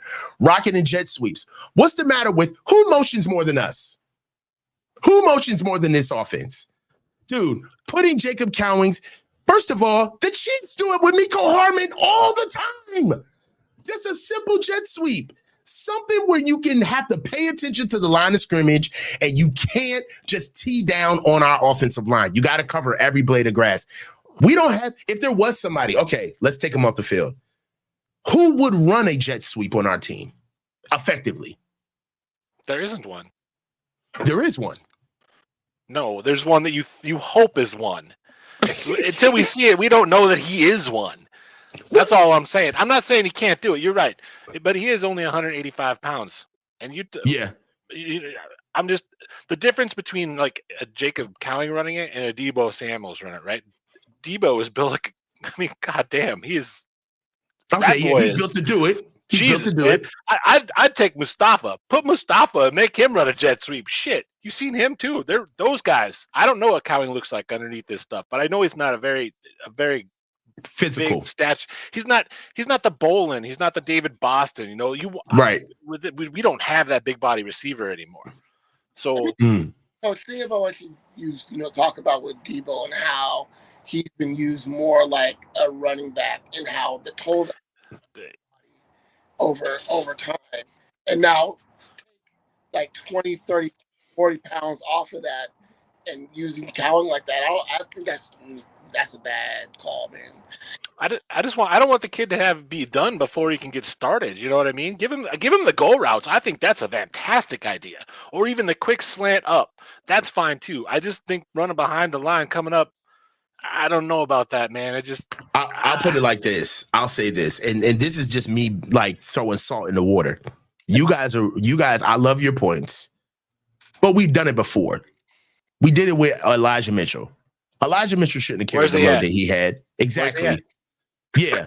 And I'm just that's what I said. I'm throwing salt in the water. I'm helping you out. Okay. Like, you know what I mean? You're helping me out. Okay. Yeah. Like, you know what I'm saying? Like, I could have. That point could have ran across my mind and I could have sat on it, right? But I'm bringing it up. Like, yeah, Elijah Mitchell, he's pretty much been never the same since we ran him into the ground as a rookie. The physicality of the game definitely took a lot out of what he could be, what what he could have been in the future. But I just think that there's a lot of ways to get Jacob Cowing involved. And, if he's got to get a couple of boo-boos and bumps and scrapes along the way, so be it. But I do understand what you guys are saying. That's football. But I think Shills, one thing that you were trying to say too is there has been a couple of times where we're using Debo the right way. And that is when he is one-on-one with a linebacker. He smokes him every single damn time. Why is that not like you watch the game and you're like, oh my God, he's a one-on-one linebacker over the middle and he's gone. And that's what he's the best at. He's not the same. He's not Debo at 2021 where you can throw him over, the quick and you hope he gets up the field. He's not doing that anymore, but he will kill a linebacker over the middle. And it's like I watched them set it up a couple of times, but then they don't go back to it. They try to make him, like you're saying, they try to make him run or make him run. And the man has, I love Debo Samuel. First off, I make jokes about him being taking the horse to the glue factory, but I do love him. He's everything because he does have a lot of heart. He cares. He really wants to fucking win. I love him. But I do think that they're screwing him over because he could be, the other guy who was on here was talking about Kittle, how we're not using him enough. Same type of deal. Same thing with Debo. Why do we go away from this? What he's evolved into being able to do something else. So let's do that. Same thing. That's what gets George open. George can beat some corners, but where's he most effective? When he is one-on-one with a linebacker. Just forget it. Max, how do you feel about that? About Debo? Yeah. So I guess I'll go over my two main issues with this team. So first, the special teams is terrible. And I think the fact that Jennings had to go an extra 5 to 10 yards so Moody could knock the field goal down, I just think it shows that, there's no trust for special teams. Like, it's going to screw up one way or another, it feels like. And the number two issue is the red zone. Like, the 49ers can move the football well, but whenever they get into the red zone, it feels like they stall out most of the time. They have to settle for field goals. And it keeps some of these bad teams that they've been playing in the game. Like, I thought, for example, in the Rams game where they actually did well in the red zone, when it was 21-14, I think they had it like 2nd and 2. And then they just ran, I believe it was once or twice, up the middle. And then I think it ended up being like 4th and 2. They ended up having to settle for a field goal, which I think it kept the Rams in the game. It was like 24-14 instead of 28-14. So I just think red zone is an issue and the special teams is an issue. Okay. Hey, so as far as red zone and special teams being an issue, and we just coming off of a Debo Samuel topic, and based off of the topic that we just came off for, finding more utilization, do we need to start seeing more of a permanent role with some of our bigger names in some other facets of the game? Do we need a Debo Samuel being like the permanent punt returner, right? Or the permanent kick returner, right? Or how do we shape out, how do we rise the tide of all boats? Basically what I'm asking, right? There's other areas in our team that are deficient, but we seem to have all of these guys that are, world beaters, but they only have like one job. They only have like one job description. Well, first off, the leadership would have to care about special teams. And it's clear. I mean, he's flat out said that they don't prioritize that. They just don't want special teams to be bad. Well, unfortunately, the special teams is bad. I can't think of one game this year where it's not like, how do we give up either a huge run, a muff, or just missing field goal? Like, every aspect of that part of the Niners game this year is bad. It's not even like, and it just has to be adequate. It just has to be average at best. They don't want nothing. I almost feel like we'd be safer if we didn't even put a guy back there to return it. Just let him kick it, and wherever it landed, that's where we start the ball from. I mean, that sounds terrible, but I'm serious. It does. But it just sounds safer. I don't want to. I hate seeing just to stupid. let it fall. Yeah. Everybody get away. Don't do anything with it. Just leave it alone. Because then they're just not you know, like you said, you asked how does Schneider still have a job, and I wonder what kind of whose pictures he's got too, because it's like, bro, damn, you can't. I don't he know. was hired to fix the goddamn special teams 2 years ago, and they've been worse every year. But I also think that there's no feel, right? Like, and again, we're Monday morning quarterbacking this thing, but should Jake Moody have flown across country coming off of an injury, like, to kick this game? Like, was that fair to him, or does that matter to you guys as fans? Like, does that matter? Or are you guys like, nah, just do your job? Especially off of the guy before him kicking 5 kicks in a row. He made 5 kicks in a row. So I don't understand. And that kid, they wanted Green Bay fans wanted to kill him. Remember, that's who he was. Yeah, exactly. So he's in witness protection program anyway. Kickers are kickers, man. I mean, I don't know that spending a 3rd round pick on one is necessarily good or bad, but it's not Janikowski out there, you know, it's not Robbie Gold again. We don't have those guys. I don't think they exist. Not like they used to. It's not a thing. So, you know, when I think of our kicker, I mean, great, you're in the game, but again, to your point, what for? Is it just because of his draft status? We have to have him on the field. So, he's that good. Well, if he's not ready, he's not ready. Like you said, you're either hurt or injured. I don't know that he was mentally ready. But then again, I look at the entire team.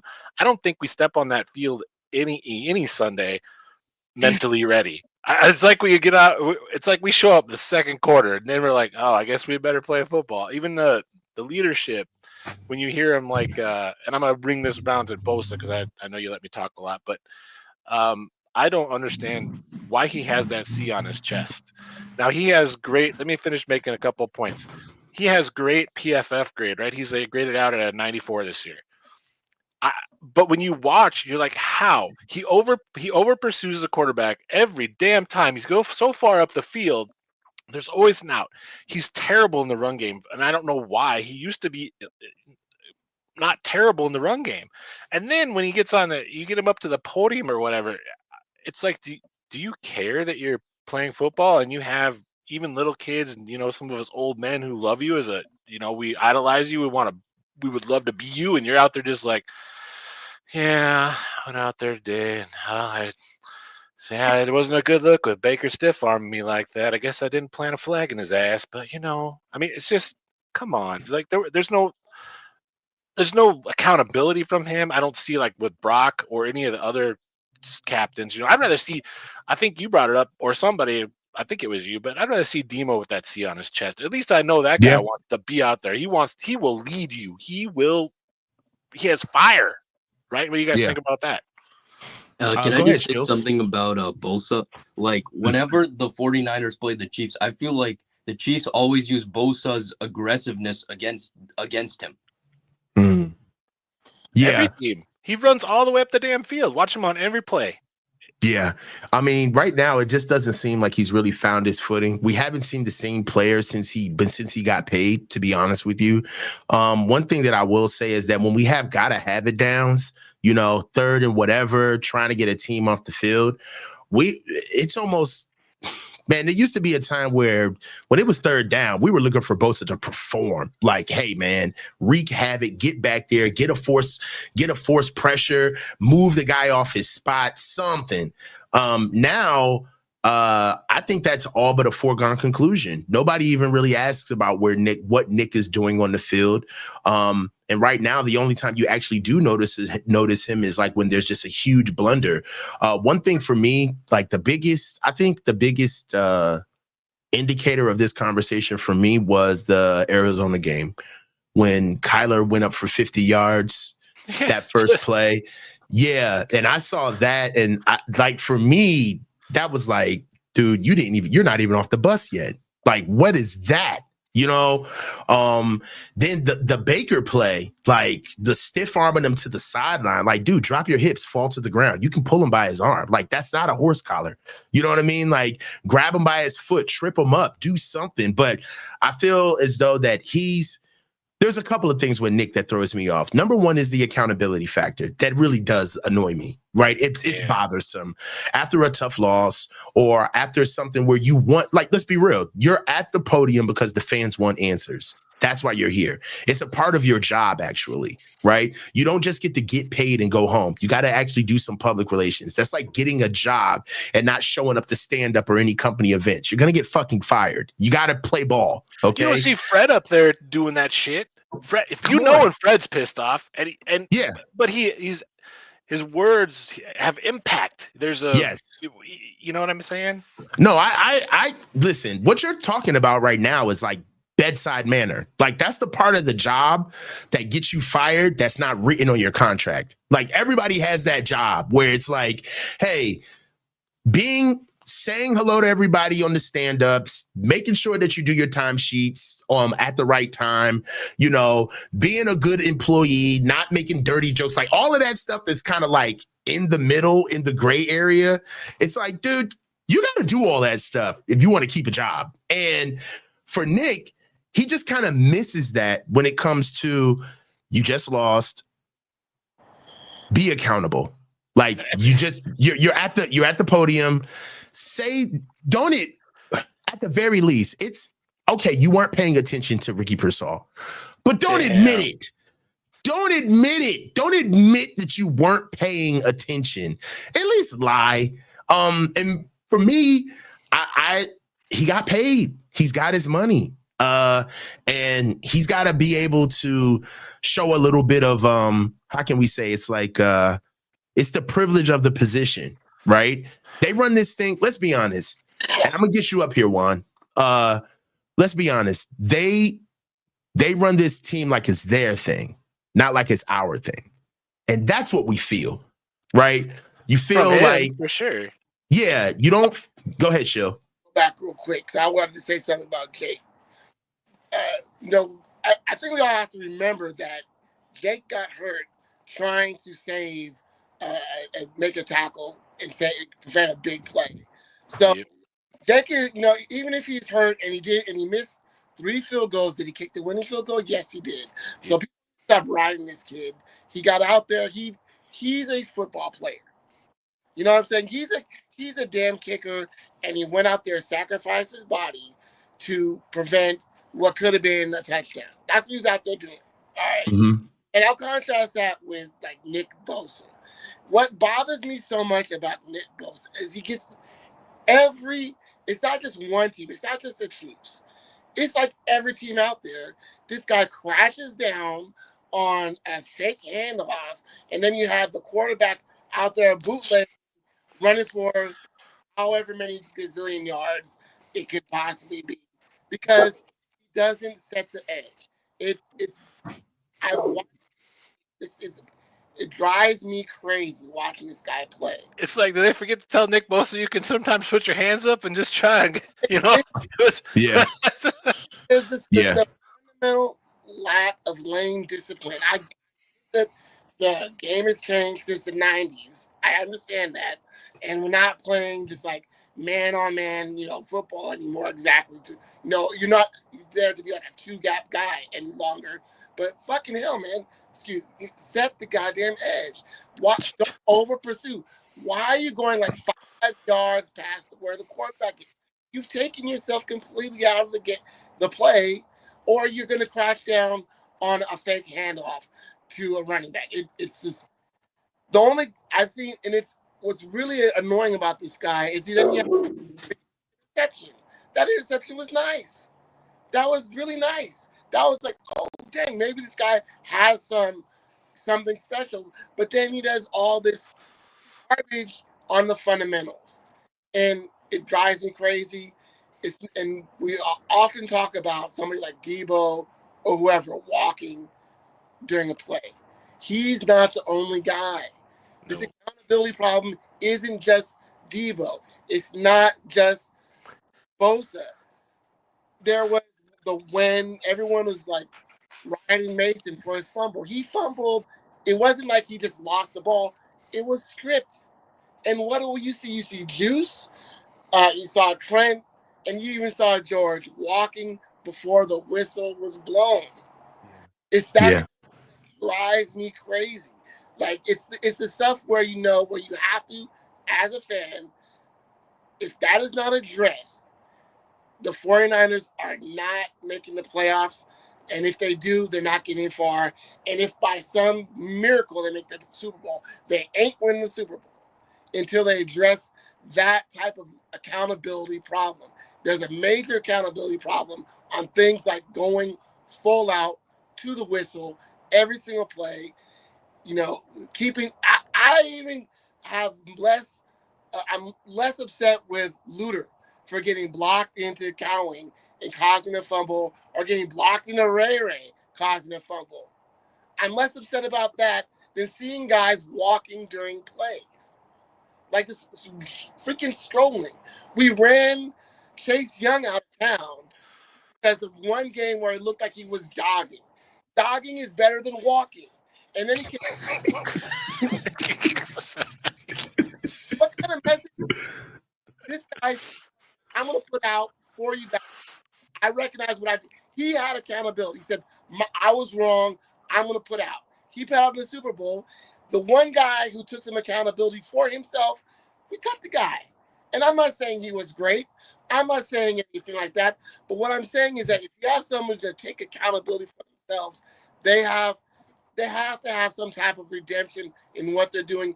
And we didn't give this kid that because we value names over accountability. I will tell you this. Don't look now, but Yetur Gross-Matos is back, guys. So we also, that's not even a joke, but really, we've been looking for him to be some type of contributor all season. So that's a big get for us as well. It jogged my memory from the Chase Young conversation that you were having. I think you got all I can boast of that girl who puts out just enough to keep you interested, so you still take her to dinner, you still take her to the movies. God, just enough. But you never really, you never get the whole thing. Can I say something about Bosa? I Go feel ahead, I just feel like Bosa, the 49ers need him to be a top 3 edge rusher in the league, but he's only a top 10.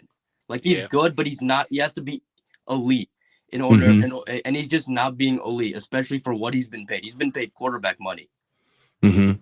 That's good time. That's good. That's a good point right here. So what else you guys got? Because I'm about to throw Juan in here too. Let me ask you guys real quick. Go ahead. I want to wish you a couple things. So happy holidays, everybody. Happy holidays, Dale. Trimming my tree. Got my turkeys ready for smoking tomorrow for Thanksgiving. We're gonna do a little bit. I got watching the North Dakota State Bison kick the shit out of Missouri State right now. Bryce Lance. Now that's Bryce's younger brother. He has 10 touchdowns this year. He's a pretty good receiver. Not terrible. He's pretty good. Yeah, he's not bad. They're throwing the ball this year. Other than that, I think you covered everything. I think we should trade Bosa for pieces that we need. I'm ready to do that. I think that's a viable name that he's got enough cachet where we can fool some people into giving us a load for him. I just don't think he wants to. I don't know. It's weird. It sucks. But anyway. Hey, Dale, my guy. I'll talk to you, bro. Yes, sir. Oh, all right, brother. Prediction. Hold on. Oh, prediction. Sorry. Yeah, go ahead. Well, real quick, because this is glass half full. Well, actually, way full. 42-17 Niners. We need our ass beaten game. I'm taking it all day. We're going to carve up this team. They're in disarray. Look, they got people retiring. They're so scared to play us. They're like, we're Niners? No, I don't want none of that. I like that take. I got it back on, right? Remember last time I couldn't even wear it. You were under construction. You back on. All right, Dale, it's back. Okay. I'll holler at you, Dale. Thanks for calling in, bro. Yes, sir. Bye. All right. Juan. What's up? Hey, Max and Shills, you guys can come into the conversation. Shills, are you done? Shills may be done. Going twice. Juan. Man, coach. Hey, man. You want to be out of here, Max? Man, first time caller.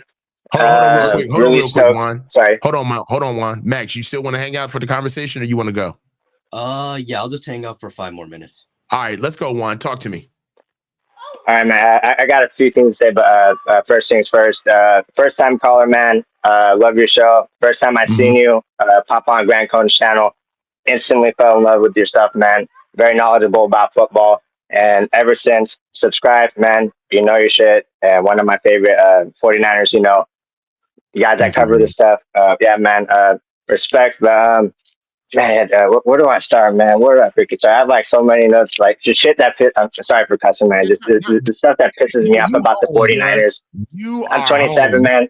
Just like losing 3 freaking Super Bowl losses in my time span, like I didn't get to see any damn Super Bowl wins. My mom got to see all these championships, 5 of them. Like, man, it just hurts seeing 3 back-to-back losses and 1 under Harbaugh and 2 under Shanahan. And man, he's great, but he's just so frustrating in critical moments. And it's like, this is one thing I'd like to bring up. Do you think Kyle Shanahan learns anything new whenever he loses to the Chiefs? And do you think his game plan changes each time they score off against Kansas City? Or does Kyle always come up with the same game plan and expects like better results? I feel like it's insanity. It's like, is it the same stuff every time or what? I feel like the biggest thing with Kyle is that it's not the fact that Kyle won't change. It's the fact that the Chiefs keep changing. The Chiefs are not the same team that we saw each time we get a hold of them. The first time we saw them, they were more, like us. Big offense, big defense, speed all around. Tyreek Hill, the coordinator, the genius coordinator and coach in Andy Reid. And it was kind of like a 1-for-1 situation. Then the Chiefs got a little smart. They started understanding that our development and our depth of players and what we do with guys is pretty much what we need to focus on, because we have a guy. We have Patrick Mahomes. We have a quarterback. I think that the Chiefs shocked everybody by letting go of Tyreek Hill, but they definitely leaned on their defense and kind of turned into what we were in 2019, 2022, when we were more led by our defense than our offense. I think last year, if there was ever a time to get the Chiefs, it would have been last year, right? Because they had a really good defense, but that offense was bad, right? Can I say, it's just so frustrating. Yeah, let's go real quick. So can I say another missed opportunity for the 49ers? Sure. Like, it was 2021 when they lost to the Rams. If they won that game, they wouldn't have had to play the Chiefs in the Super Bowl. It wouldn't have been the Bengals, who they already beat in Cincinnati earlier in the year. Yeah. So we would have missed them completely that year. And that's true, Max. I just think that one thing that the Chiefs also do is they're good at winning. And I know that sounds like arbitrary, like, Coach, what the hell are you talking about? They just know how to finish. They're just finishers. That's what I mean. Not finishers. They know how to finish. Like, it's like when my friend he always whips my ass in Mortal Kombat, and I kind of choke in the end at times. It just takes a lot of practice, but man, that guy's a finisher. But it just, my buddies, Andy Reid, and I'm Kyle Shanahan over here when it comes to Mortal Kombat. Yeah, and I'm just telling you, that's really what the Chiefs are. That's their special sauce, in my opinion. They know how to win. They know what it takes during moments to change whatever they're doing and win. They're incredibly fluid as far as adjustments are concerned. On the first quarter, they can come out looking like a power team. Second quarter, they can come out looking like a 3 yards in a cloud of dust team, where they're just trying to kill you with the extension of the run, which is short passes and intermediate passes. Then in the third quarter, they can go big game fish hunting, where they can start throwing deep balls, right? But start going down the seams, right? Then also, and then for the fourth quarter, just to kind of like give you a little bit of mix up, then Patrick Mahomes starts reminding you that he can run the ball, right? Then he starts taking off. So, and the most critical moments, oh my gosh. Yes, they give you so many different shades of who they are as a team, right? That if you can't match the dance with them, if you can't keep up to the pace of the music, you're going to get left behind. And I think that's one thing that kills us when we face the Chiefs, is that we're facing a defense that dictates to us. Coach Spagnuolo has Kyle's number. That's one of the biggest things that we keep talking about that we don't talk about enough, is that Coach Spagnuolo is pretty much undefeated against Kyle Shanahan. It ain't Andy Reid that Kyle Shanahan goes against. It's Coach Spagnuolo. What about those other fellows like Flores and Schwartz? Like they have like the same scheme or something. Yeah. And like I don't know, is it like we don't have the right players or the right coaching that Shanahan doesn't know how to beat these things? Like after how many years? I don't know. What is it?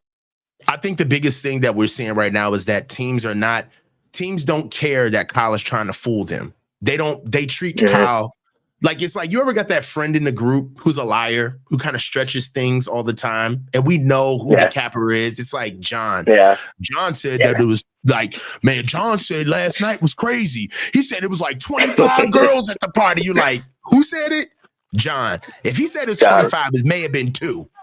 Oh my gosh. Kyle is the guy offensively where he gives you so much fluff, so much window dressing around the offense with the pre-snap motions and trying to make every formation look the same, that what happens is that people kind of don't follow down that track with Kyle. These defensive coordinators, they just make sure that they get the end result, which is we are going to have a defensive end that's not going to get reached.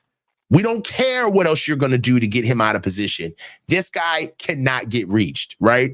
We don't care about you getting our defensive line out of position because we're going after all 5 linemen. All right, we're going to go 5-man front. So we're not going to give you gaps, which means that your process is harder for you because you got to win across the board. Kyle's offense is predicated on being where the defense is not. That can't happen all the time.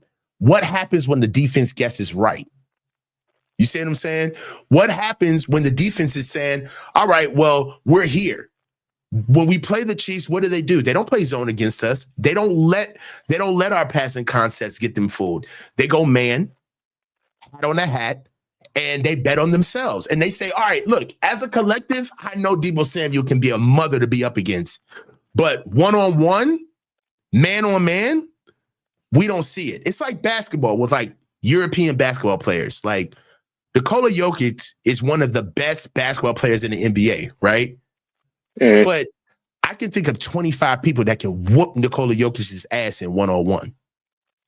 Like, oh, you see what I'm saying? Like, if Nikola Jokic played a game, right, with him passing the ball, being able to sit back and play the defense against each other, right, Nikola Jokic is a problem.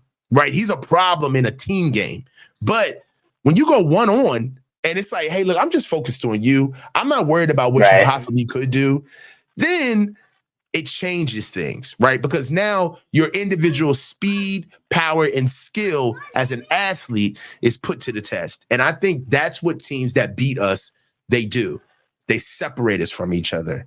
They make everybody on the offense win their rep. And they make Kyle have to be perfect. And you can't be perfect because Kyle doesn't let players come back and say, hey, we're doing good on the right side. Like, I know all of these plays are pretty much predicated on the left, but can we start running on the right now? Like, nobody can say that to Kyle, right? Even if it's true, nobody can say that and it can happen. The last time I heard of evolve or something. Yeah, the last adjustment that I heard of was the Dallas game in 2022 when we played Dallas at home and the players went to Kyle during halftime and told him, like, dude, can we please run the ball? Like, we're better than this team. This game is way closer than it needs to be. Can we please run the ball? And Kyle finally bended the knee. But I don't know. We'll have to see if it'll change, brother. That's pretty much. I'm sorry, Max, you go ahead. Yeah, so I'll just say this about the Chiefs. Like, what I think is frustrating is that, you know, in the Super Bowls, the 49ers have scored 20 points in the first one and then 22 in the second one. But when you look at the teams that weren't the 49ers that played the Chiefs in the Super Bowl, you know, the Buccaneers scored 31 and the Eagles scored 35. So it's not like Spags is unbeatable. I just feel like Kyle gets over his head sometimes, and he overthinks stuff. He doesn't run the ball enough. I think as well, you know, the offensive line also doesn't play as well against the Chiefs. That's another thing. I wanted to say, like, you know, Mahomes is great, but at times he's also human. Like in the Super Bowl when Jair Brown picked off the ball, like around the 40 or 50, And it upsets me. I feel like there's no sense of urgency, like to capitalize and score a damn touchdown, or let alone a field goal. They just like 3 and out, pass or something, or not even bother to run the ball. And I see it so many times, not only against the Chiefs, is like other teams as well. Even in the previous Super Bowl, we'll come up on picks, and it's like, this is a time, strike while the iron's hot, but they never do it. It's like, what the hell is that? You see like other teams, they'll get it done, like just like that. But sorry, that's what I'm saying. I just don't know why they don't have any sense of urgency when they get a big interception when they're like near the red zone or at the 50. Oh shit, my damn earbuds.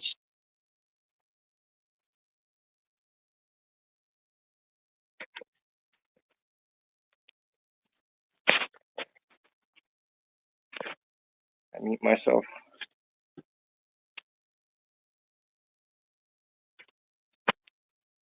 What happened here? I can't hear.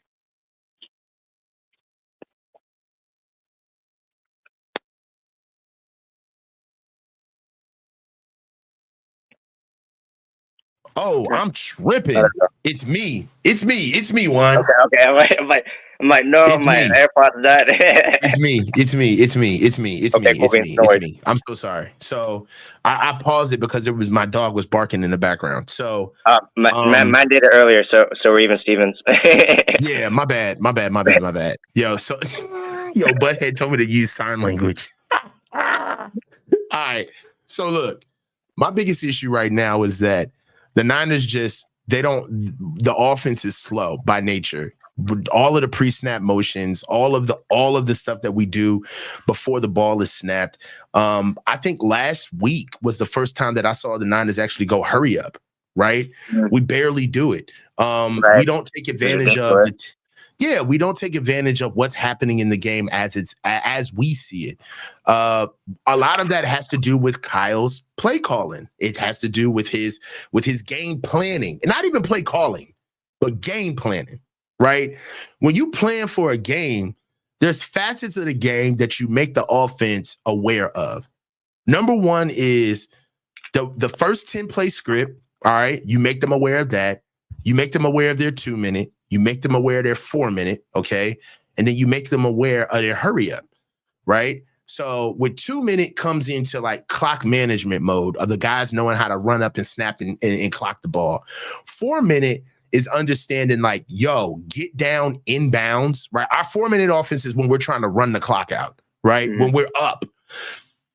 Get down inbounds, be as slow as you can, get in and out of the huddle as much as you want to. We're not snapping that ball till 5 seconds is left or less on the play clock. Just little tricks of the trade that you're supposed to do. One thing that I've also noticed is that Kyle is so preoccupied with what has worked in previous plays. And I feel like he collects plays and kind of builds a Rolodex as the game goes on, instead of being able to coach these guys up on stuff that they know is in the offense. Run this right now. It will work. I don't think that you can do that to teach a player an offense when they're so preoccupied with just your game plan, just your plays. You've heard people say a lot like, yo, Kyle's offense is very hard to learn. It's really big. It's way too much to put on. That doesn't sound like something that can be moved quickly, right? If you got a phone book of an offense, we can't be in the middle of an offense when the bullets are flying and it's like, yo, remember that play that we ran on page 352 of the offense in week 1 and it's week 10? Let's run that now. The players really don't have that recall in the offense. What I remember when I was under offensive coordinators is that, honestly, the offense was about 40 plays. It was about 40 plays, 20 runs, 20 passes, and there's plays derived off of that. There's audibles derived off of that. And then we build plays as the game goes on, as the season goes on, and we fit in what we do. Also, I just think that adjustments isn't something that Kyle is good at during games. I'm going to say this a little crazy, but I don't think Kyle knows how to coach. I know that sounds crazy, but he knows how to draw plays to a certain extent. I just felt like I don't know if it was Cohn or someone else call said plays. it first. As soon as McDaniels left, there's like no creativity, or he doesn't bother drawing up new plays and installing them. It's like you said, the Rolodex of plays, and that shit's still, it's predictable. They know what's going to come. Yeah, I don't see moments in a game where we're losing that game and Kyle literally puts his hands around the team and is saying, "Hey, we're doing this right now." I don't see any type of like, I don't know. It's like, how can I put it? It's just, sometimes you got to catch somebody doing something. Like, I can call myself the coach, right? I could say, man, I coached college ball. I played college ball. You know, I coached for this many years. I could say all of that. But after a while, if I keep getting in front of this camera and I don't have anything to say about coaching, I don't have anything. I don't do no film breakdowns. I don't know any technical jargon when it comes to this position that I coach. Like, I have been caught being a coach on accident because of that's who I am. I don't see Kyle being caught coaching on accident, where you just look at the sideline and you're like, oh, that's Kyle getting the receivers together. He doesn't like what's happening with the receiver room. He's getting them together right now. Oh, that's Kyle getting the running backs together. Oh, defense ain't doing they shit. Kyle's over there talking to Fred Warner. Kyle's over there talking to Nick Sorensen. Like, my thing is, like, I need to see him, man. I need to see him. You know what I'm saying? So I'll just tell you, man, I need to see Kyle coach his way out of a game. I want to see Kyle stressed, and I want to see that game plan not working. I want everybody to know it's not working. Like, we've all felt it before as fans. And I want him to prove us wrong in the now. That's what I want. I want Kyle to struggle in front of us.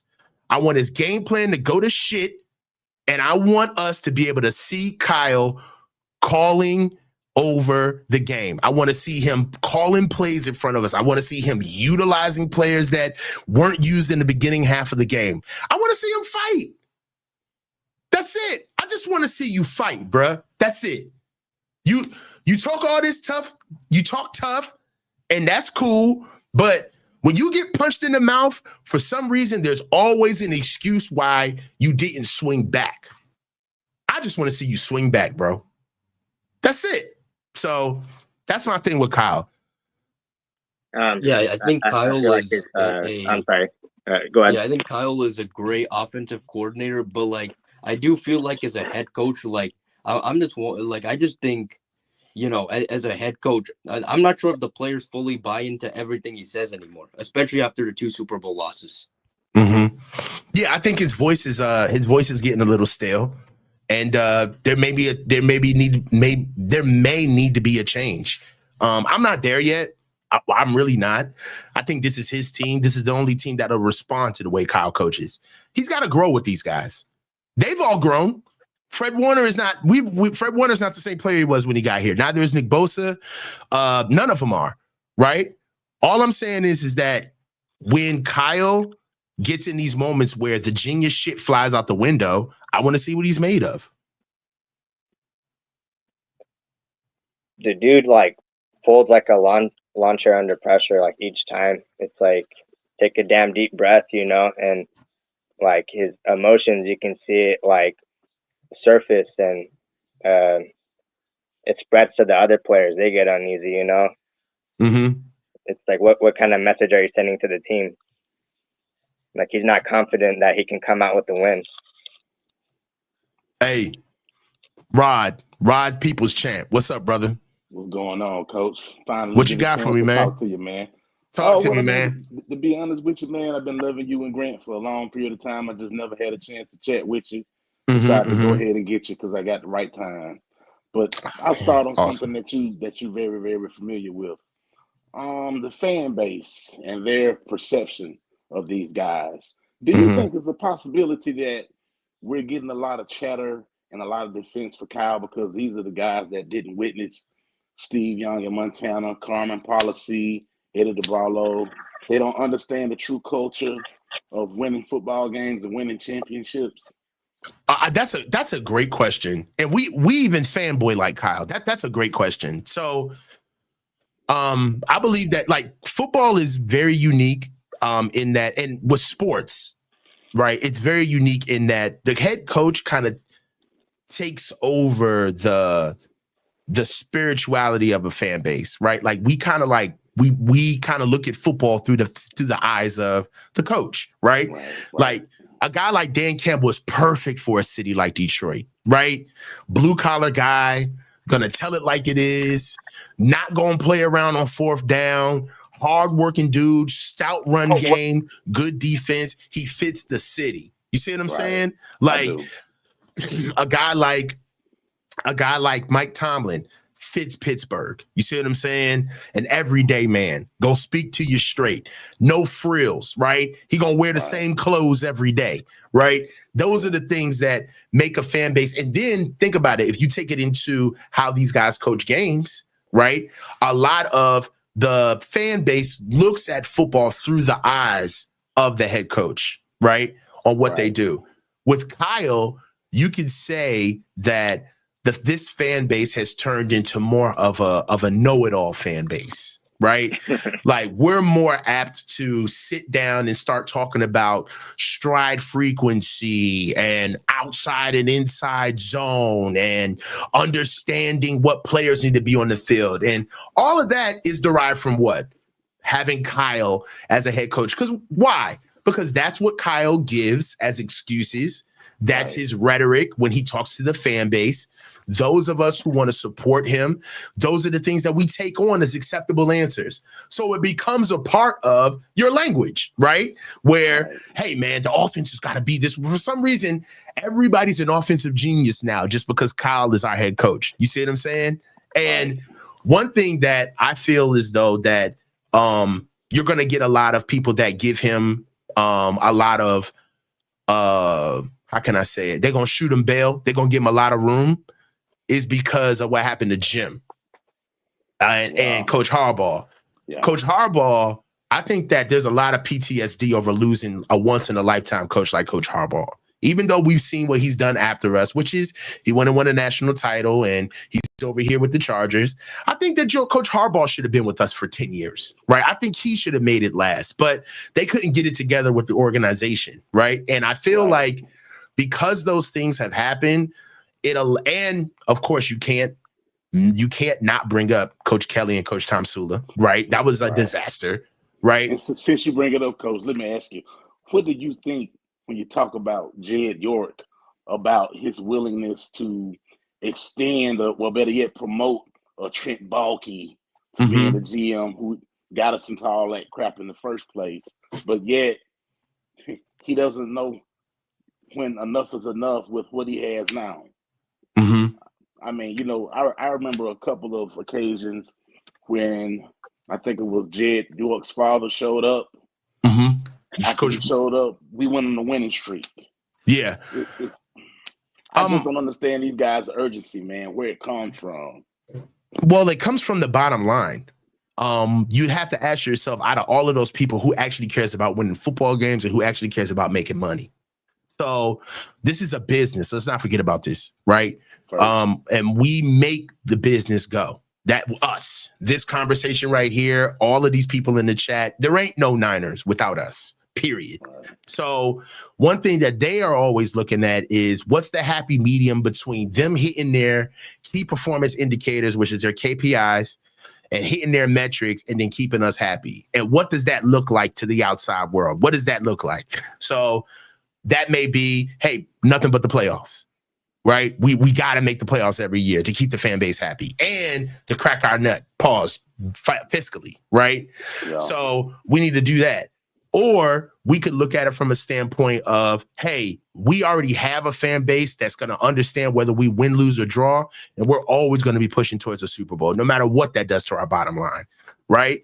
So one thing you have to look at is just where we are geographically. It's a lot to be out there. It's expensive as hell in Santa Clara. And you got to be able to show and prove as a professional entity out in those neck of the woods, because if you don't, you will be looked like you'll look like a pretty bad and defunct organization if you don't make the money. So for us, I think the biggest thing with Tom Sula and Kelly is that the brand was taking a hit. Us losing like that is something that they just couldn't stand for. Now, do I think that there's actual football people in the room? That's a real question. If there's actual football people in our organization, I'm not talking about Kyle. I think that's one of the things that got Kyle hired is because they're more of a one-stop shop. It's you're not only hiring me, but you're hiring the name. You're hiring, in a way, my father, right? You're hiring all of the Rolodex of the people that we know, right? You're getting kind of like a backstage pass to the NFL. So we're not going to be on the outside of any type of trade conversations or free agency. We're going to be on the nose. We're going to be on the who's who of who's available. Can we get a shot at him, right? That's when you bring in a John Lynch. Nobody's not picking up the phone for John Lynch. He's cast personified, right?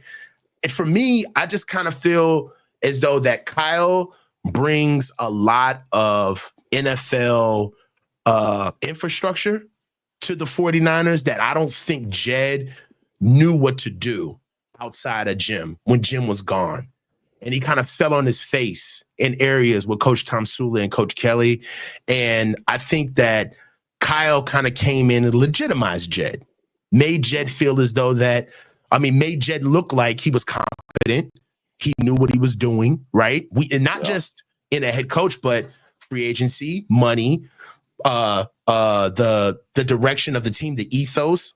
And one thing for me that kind of stuck out was the weeks coming into the Super Bowl last season. I think Jed's victory lap before we even played the Super Bowl was emblematic of that. Him coming out and admitting, and not only the extension, but he admitted, he said, even if we had not beaten the Lions, this would have been a successful season. And that floored me. Yeah. That floored me. And he went into why. He talked about their strategy, what they did to get Christian McCaffrey, how they felt about, giving up picks for Trey Lance. And really what he did was he started victory lapping before they even won anything. And for me, that showed the fact that he was willing to come out and talk about that much process and that much backdoor dealings. It let me know that he didn't really do it, because if he did, he would have respected the confidentiality around it.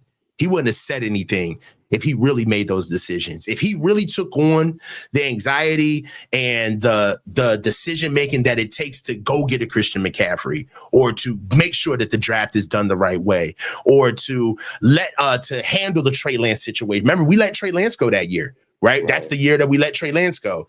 For him to come out and literally let all of that out in an interview and kind of say it with his chest, it let me know that he didn't have a hand in doing a lot of that stuff. He just was kind of on the sidelines watching it, because that's how easy it was for him to just reveal it and talk about it. It's almost like driving around in your daddy car. It ain't yours. You know what I'm saying? So you're going to drive it 80 miles down the highway and do whatever you want. You don't pay the note on that. So for me, what kind of brings it all together is not only that conversation, but it's when his father comes and emasculates him. I think if I was Jed, I would be so beside myself if my father came down around my employees every time something bad happens. It cuts, you're undermining me. Everybody in the company knows that as soon as something serious needs to happen, you show up. And how does that make me look? I'm the day-to-day guy.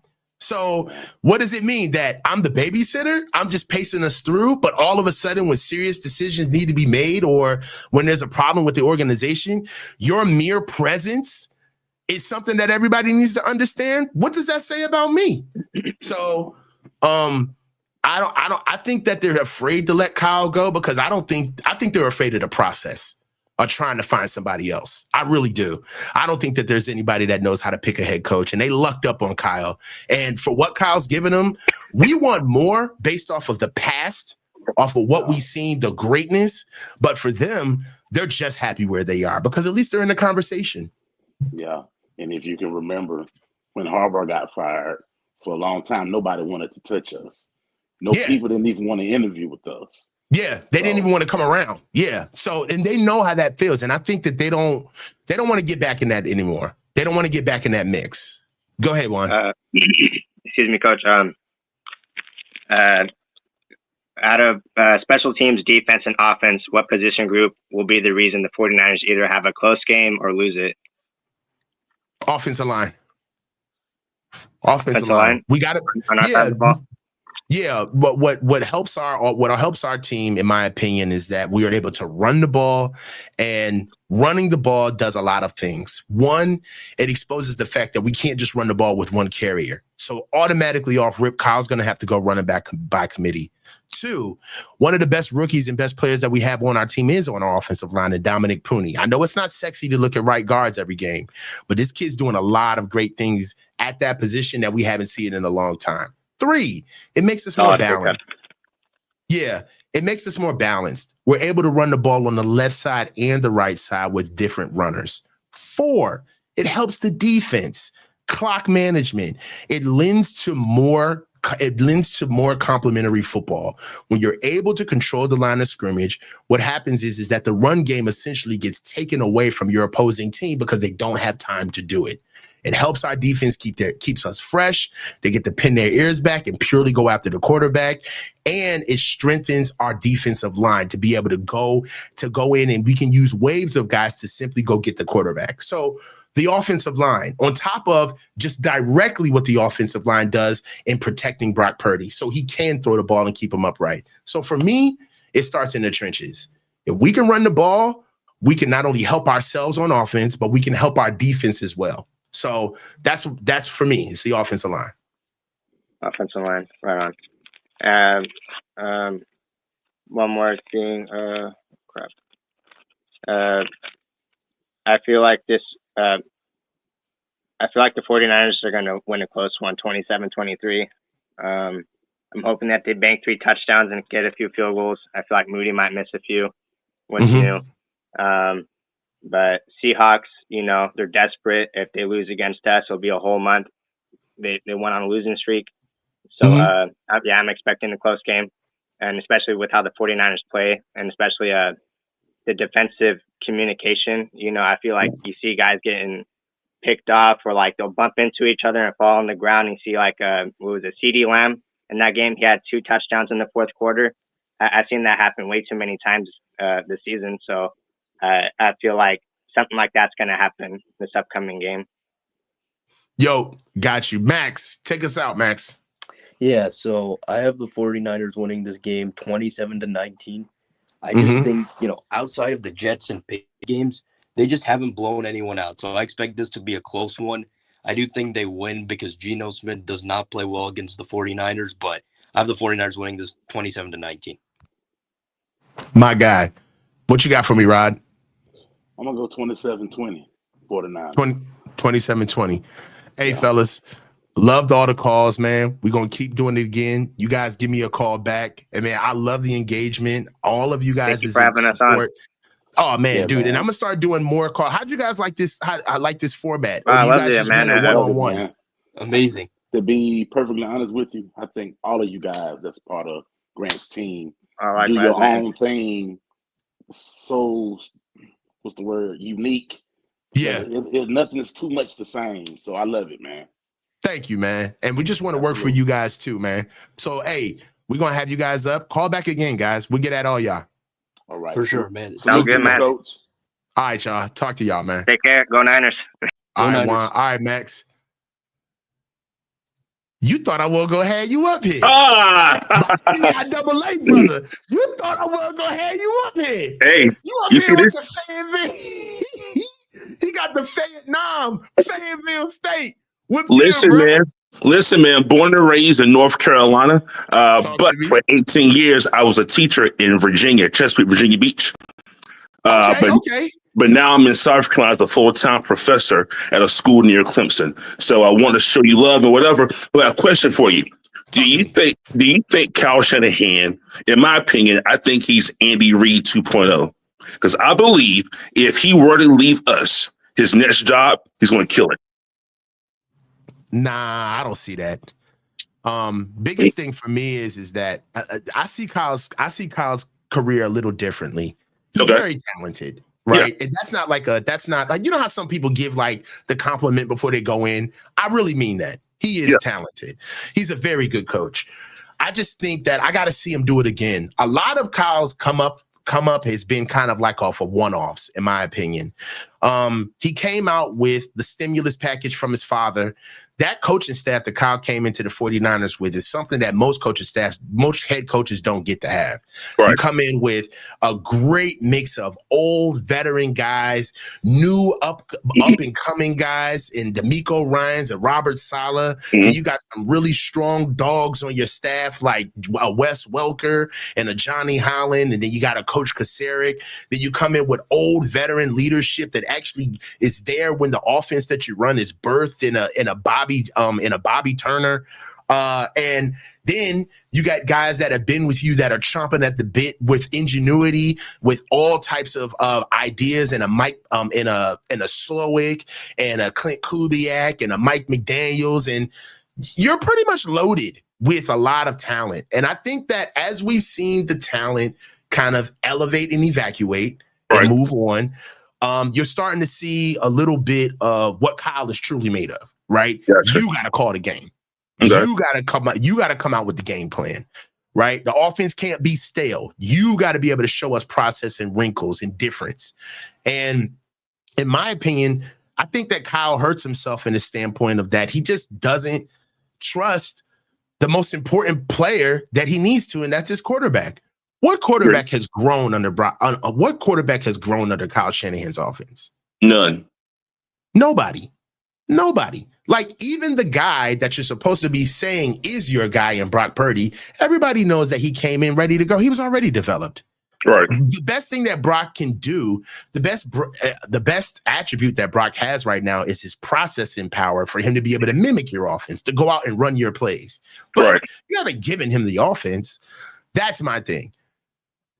Even if Kyle goes on and gets another team, he's still got to pick a quarterback, which he never found a way to do here. He's still got to get a defensive coordinator and he's still got to get a defensive coordinator that runs today's defense, which the wide nine seems to be obsolete, running out.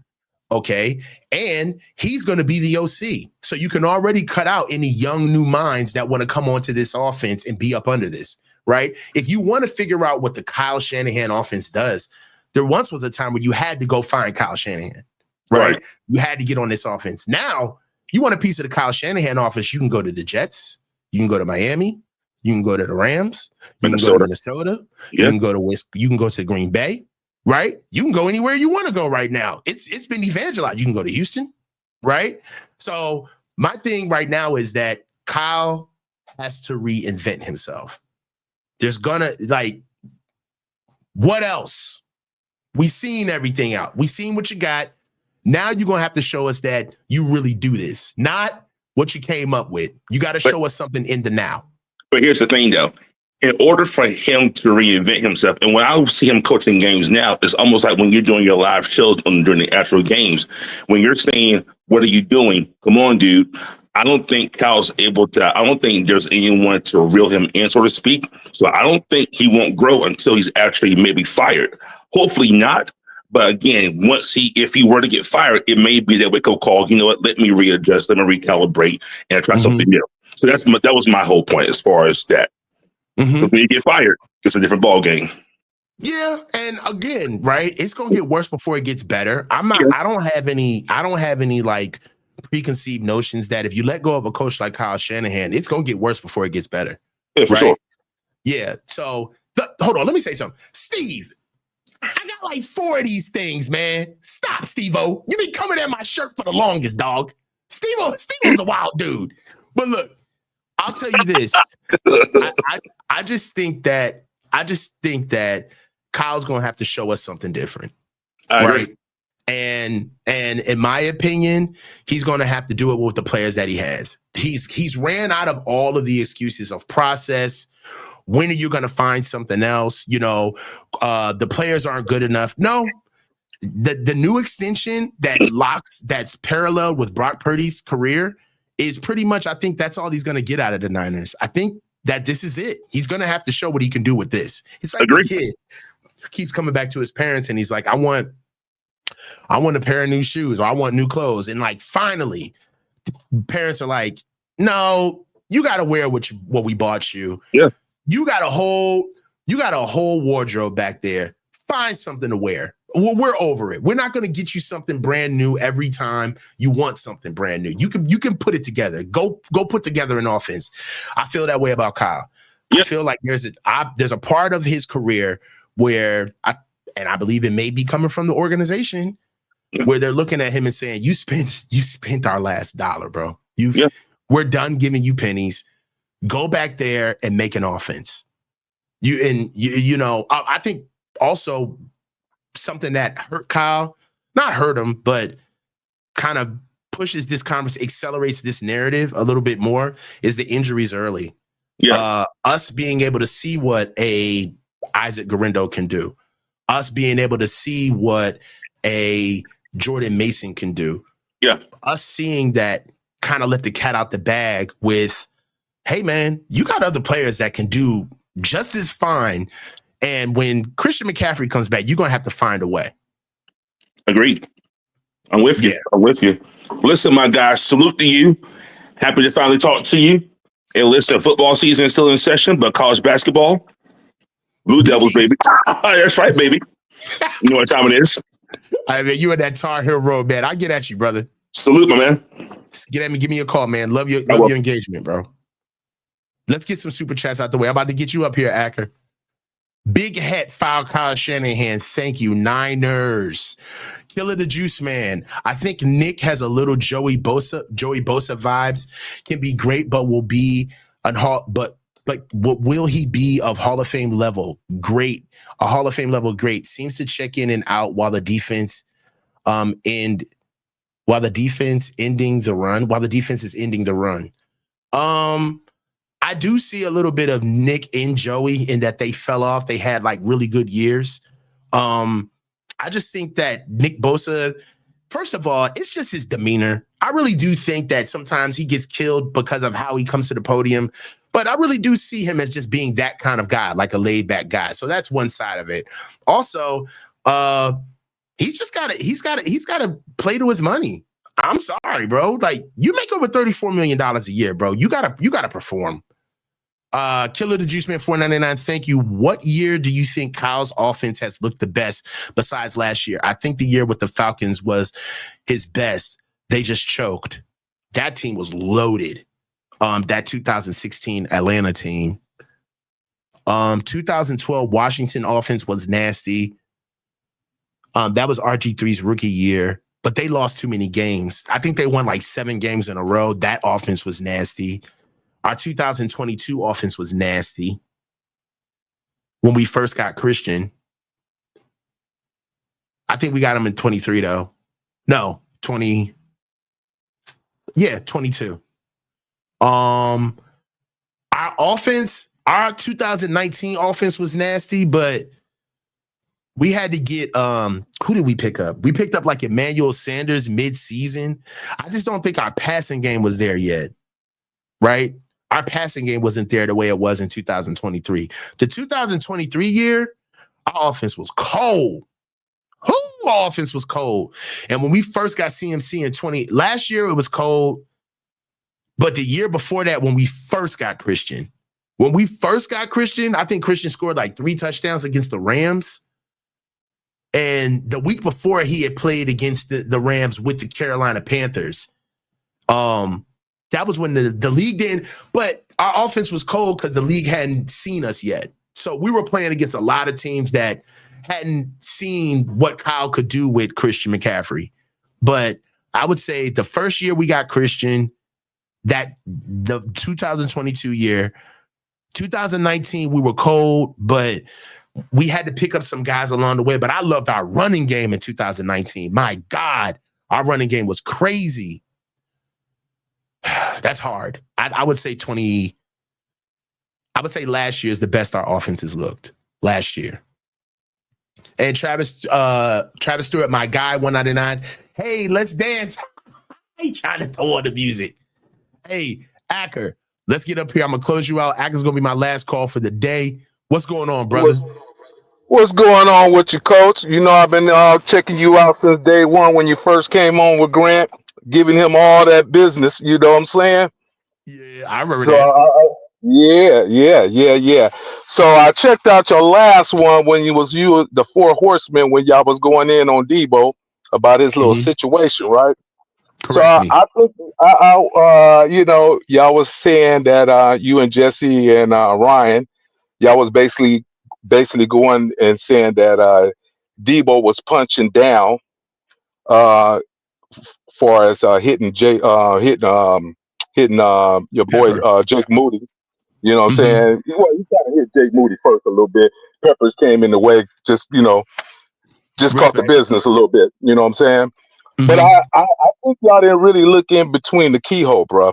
I think y'all missed something on that whole situation, because I look at Jake Moody as an arsonist. And the reason why I say as an arsonist is because he put out his own fire. Yes, he starts the fire and then he puts it out. And this shit right here was built up. And think about this. This shit was built up since the Super Bowl. He missed the fucking extra point, bro. He had two jobs to do: the extra point and kick a field goal, bro. You're arsonist. You start the fire and you put it out. Now think about this for a minute. Stay with me. Krug interviewed him, right? Krug interviewed him. Krug said, "Hey, how's your leg, Jake?" Jake said, "Well, still hurts a little bit, but I'm going to go through." Now, think about McCaffrey. McCaffrey didn't come back until he knew absolutely sure he was ready, right? Going back to Jake. Yeah, I'm ready, whatever. But that wasn't it, bro. You didn't look really between, you didn't look in the keyhole and open it up. The Niner fans was on Carson. Carson was hitting all those field goals. Everybody was looking at Carson like, damn, Carson getting off. You know what I'm saying? Maybe we keep Jake Moody on the blocks, right? Jake Moody sees this shit, bro. He knows this shit, so he comes back early. Are you saying he forced himself back? Forced himself back to get in there when he wasn't ready, bro. He wasn't ready. He wasn't thinking like a team player. You see what I'm saying? You came back, you forced your way back, and you wasn't ready, missed all them goddamn field goals. Now you want to be, once again, the arsonist. You want to come back and you want to put out the fire. And then you want everybody to feel sorry for yourself.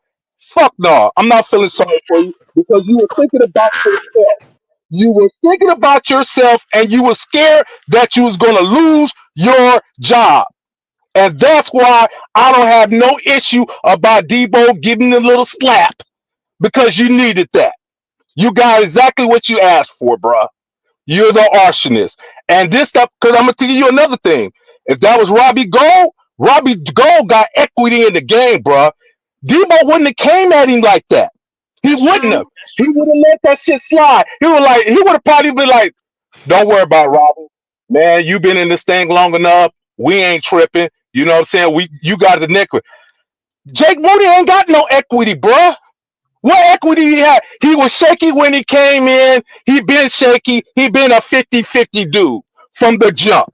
That's and everybody feeling like, you think about it, bruh. He was scared. And you know, it was a 50-50 with Kyle. Because Kyle looking at it like this. Carson hitting all these field goals, but I do need somebody that can kick the motherfucker all the way in the end zone. If special teams is hurting us, so what do I do? You know what I'm saying? And Jake trying to get in here. Yeah.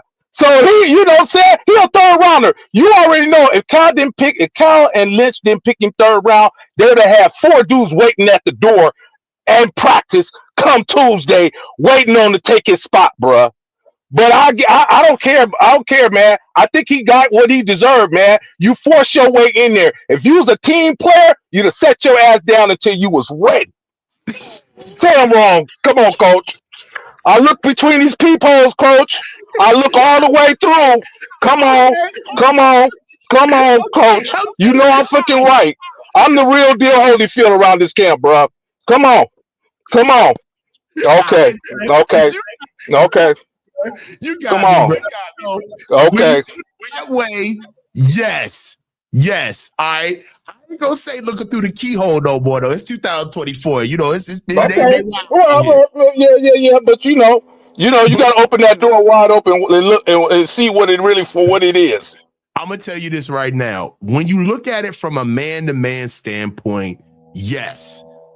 The only reason why I'm saying punching down is because, man, they did look corny as shit, getting pushed around by Tebow. They look weak as shit. So Hey man, you know what? You in grown man presence. You know what I'm saying? You gotta grow up, Jake. You gotta grow up. You pushed your ass in there when you wasn't ready, you take it on the chin. Come on, coach. You know what it is. He did. Come on, man. So look, I give it to you. He just embarrassed the shit out of his ass on national television. Yeah, So he did. You did. You did. embarrassed him. Yeah. You did. He did. You know what I'm saying? And that's why I kind of turned my nose up when everybody like on Debo. Yeah, he could have handled it a little better. I'm not suggesting about the annex on the sideline, but dude, why did you put yourself in that position? You True. know you wasn't ready, and you came in there and did it anyway. You know what I'm saying? So I don't like that not one bit, bro. And he got what he done because he been shaky, bro. He ain't got no equity in the game, coach. You know that. Every Yeah, time, if he every fucking up, time he he gotta pick a get field checked. goal, yeah, man. That's true. Every time he pick a field goal, it's 50-50 with him, bro. Everybody hold their breath like, oh. You know what I'm saying? And Debo, that stuff was built up, bro. That stuff been built up since the Super Bowl. And he's like, man, this some bullshit now. You lost us the goddamn Super Bowl. We didn't lose, but we lost by one. You got one job to do. Kick a field goal and an extra fucking point, man. Come on, bro. All right, Come all on. right, all right. You done talked me down. You talked me down. Okay. So yes, I myself, I got some guys right here that's in the chat that I actually played with, and they looking at me right now like, boy, you better tell the truth. Yes, I have been known to be a little rough with the specials. I know. I've been known that, bruh, if you don't fucking make this kick, I have been that guy. I have. And I've also been the guy where I won't talk to kickers until they make a kick. Like, I was that guy too. Where it's just like, you don't even go fucking kick. Get out of here. Go make a Come kick. on. You know what I'm For saying? real. So, For real. give you that. Yes, there is an element of the game. And yeah, I did get into my little YouTube. I got into my little YouTube world. I need you. Coach. Don't do that no I more. need. Hey, don't do that no more, man. I'm like, my man. Come on back, Skinny. Come on back, man. We need. Got you, dog. I ain't gonna do you like that no more, dog. So look, You know what I'm saying? I will admit that it didn't look good, but you are right. The sentiment is you have not been doing your job, and Right. you about to get checked. You about to get checked. Right. You ain't doing your job. I'm about to check you. You know what I'm Right. saying? And I know what it is, man. When you're a real leader, and that's what the thing. I don't know if Debo's that guy. Maybe that was my issue, but I know some dude. I play with guys and I coach with guys where they rule with an iron fist, and it's like, Right. hey, I don't care who on the team. If you ain't It doing is what something it right, is. I'm gonna check you. And if you got a Right. problem with it, you can see me later. But I'm Right. checking you right now because we ain't handling business. So, Right. so if you want to give Debo, if you want to shoot him that type of bail, all right, 100%. I got you. You saw that your mob wasn't rolling the right way. You saw somebody that was directly in the middle of that, and you went and you checked that man and said, look, bro, you ain't doing your job. And I got more than one instance of you not doing your job. That's why I'm here. So That's why, man. You know what I'm saying? Because and don't get me wrong, he's not like Debo is not having the greatest year, but he's got equity. You seen that Green Bay shit. He's played injured. The Detroit game, he started that shit, man. You know what I'm saying? Everybody, you know what I'm saying? So he got a little equity in the game. So I feel like it wasn't that bad You know what I'm saying? Could he have did it in a better sure, but guess what? When the money is on the line and my feelings, you know what I'm saying, and we out there working hard, we ask you to do one job. And like I said, he knew it, bruh. He knew that Carson was looking good, and he said, "You know what? Everybody lose my freaking job. The Niner fans are speaking, bruh. They was freaking tough. Everybody was looking like those goddamn kicks is true. They're on the money. Hey, come on, think about this, coach. Detroit got Sanders. This dude was over there selling bricks. He wasn't even picked. He kicking 50, 60 yarders. We got a third rounder. Come on, man. Come on, man. I get it to you. Okay. You're right. Okay. I give you that. You talked me off the ledge. You straightened me out. So, yes. Yes. Look. Hey, respect. Right. I move with respect. You got me out. You got me right. I just got checked. I feel where Debo was coming from. I got you, and I understand that I myself have taken on that mode. I've done that where I've leaned on people that I didn't think they needed to lock in, quote unquote. You know what I'm saying? My only thing is that I watched that boy more than a little bit, Debo, and it just seemed a little, he the last person to be talking about somebody working hard. You know what I'm saying? So I'm saying, hey, you gotta own that. Now, if you just sat here and dressed me down for 10 minutes, you can take 30 seconds of that. Come on. I said one thing that you ain't like. You was already ready to jump back on me. So don't do that. Hey, I'm gonna take that. It ain't been his best year. It hasn't. You know what I'm saying? But he's still out there trucking. I still believe in him, bro. You know what I'm saying? Because, like I say, he got equity. You know what I'm saying? And when you got equity, I felt bad when McCaffrey fumbled in the Super Bowl. You know what I'm saying? And I thought that was the driving force of our loss. Everybody putting that shit on Cal, and I'm just like, there's things in that game that was uncontrollable. Yes, he should have maybe ran it a little bit more, but you can't control somebody fumbling. You can't control somebody missing a freaking extra point. You can't control if the ball go off somebody's foot that ain't supposed to be in the area. And then come on, man. I can't think of the dude name. He plays for Atlanta right now. What position? Kirk Cousins? The receiver that tried to pick up the ball in the Super Bowl. Remember when the ball went off of Luter's foot, he tried to pick it up, and still in him falling on it. Ray McCloud. Ray McCloud. Dude, you learn this. You learn this in Pee Wee, bro. You learn this in high school, junior high. He been playing football all his life. They just teach you to fall on the ball. Why is you trying to pick it up, man? This is some stupid shit. You can't teach that shit, man. This some shit. This is common sense, man. If you play freaking football, you know common sense, man. Kick the ball out of bounds or jump on it, man. You don't never try to pick it up because it'll never go that way, bro. It's some bullshit, man. I'm still upset about Jake Moody and his exit point. I'm sorry, man. This is what it is, bro. Get me out of here, man. Give me a prediction for tomorrow. Oh, we gonna win by. I'm gonna say we're gonna win by 13 or better. I say 13. That's reasonable because we know to give up a couple at the end because I know that your boy he always tries to he's like that. The quarterback, Seattle quarterback, Geno Smith. Geno Smith. He like that. Empty calories at the end, try to make it close. You know what I'm saying? So I think we'll win by about 13 or better. Yeah. If you don't call back, man, I'm gonna come looking for you, bro. I love this call, bro. I'm gonna call you back, baby. I love you, man. You know what I'm saying? I've been watching you, OG, since day one, bro. So you know what I'm saying? We gonna get back. Hey, brother, thank you so much for the call. I get at you. All right, bet. All right, y'all. Hey, this was another great call-in show. Almost 3 hours of a call-in show. And guys, leave it in the chat right now. And also for those of you, as you're watching this, if you make it to the end of the call-in show, Tell me if you like the format that I'm kind of doing with these guys. We're just calling up multiple callers, right? I understand that we all want to speak, and I don't want to offend anybody who's waiting in line to speak. But if you guys don't mind if I throw you in with other callers so we can kind of have a more of a round table conversation with all of the topics, I think that brings a different element to the call-in shows. I am doing it here on the Coaches Huddle.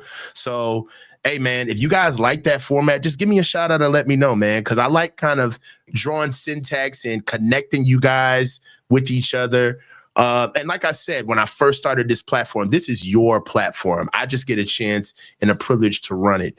We're at 10,000 subs. I think every last one of you guys have been so instrumental into my growth, into the platform. And tomorrow, we will be at the live watch party for the Seattle Seahawks. I want you guys to tune in for that. I'll put out the thumbnail and the timing for that for when we're going to do it. Let's get a couple of more snapshots out the way. You hear Hannibal in the background telling me to hurry my ass up because he wants to go outside and run. So let's get it done. Last super of the day, Killer the Juice Man 999. Thank you, brother. I think we have Super Bowl caliber weapons. Pearsall looks good. Kittle, best tight end. Debo is good enough, and Cowling should have been used to take the top off. And we got 3 and Jawan, not to mention the running backs. We've got a lot, but utilization is the key, man. That's what we have to notice. Like, we can look at all of the things that we have and the best way that we would do things, but really the best way to understand how we're going to move forward is what Kyle is going to be able to do with this offense. Guys, tomorrow, live watch show party. Again, I don't even know how to end my shows anymore because I'm just so thankful for the direction of the channel, man. Look, every last one of you is a part of the Coaches Huddle family, and I thank you again. It's the coach. Stay low and keep your feet moving. Talk to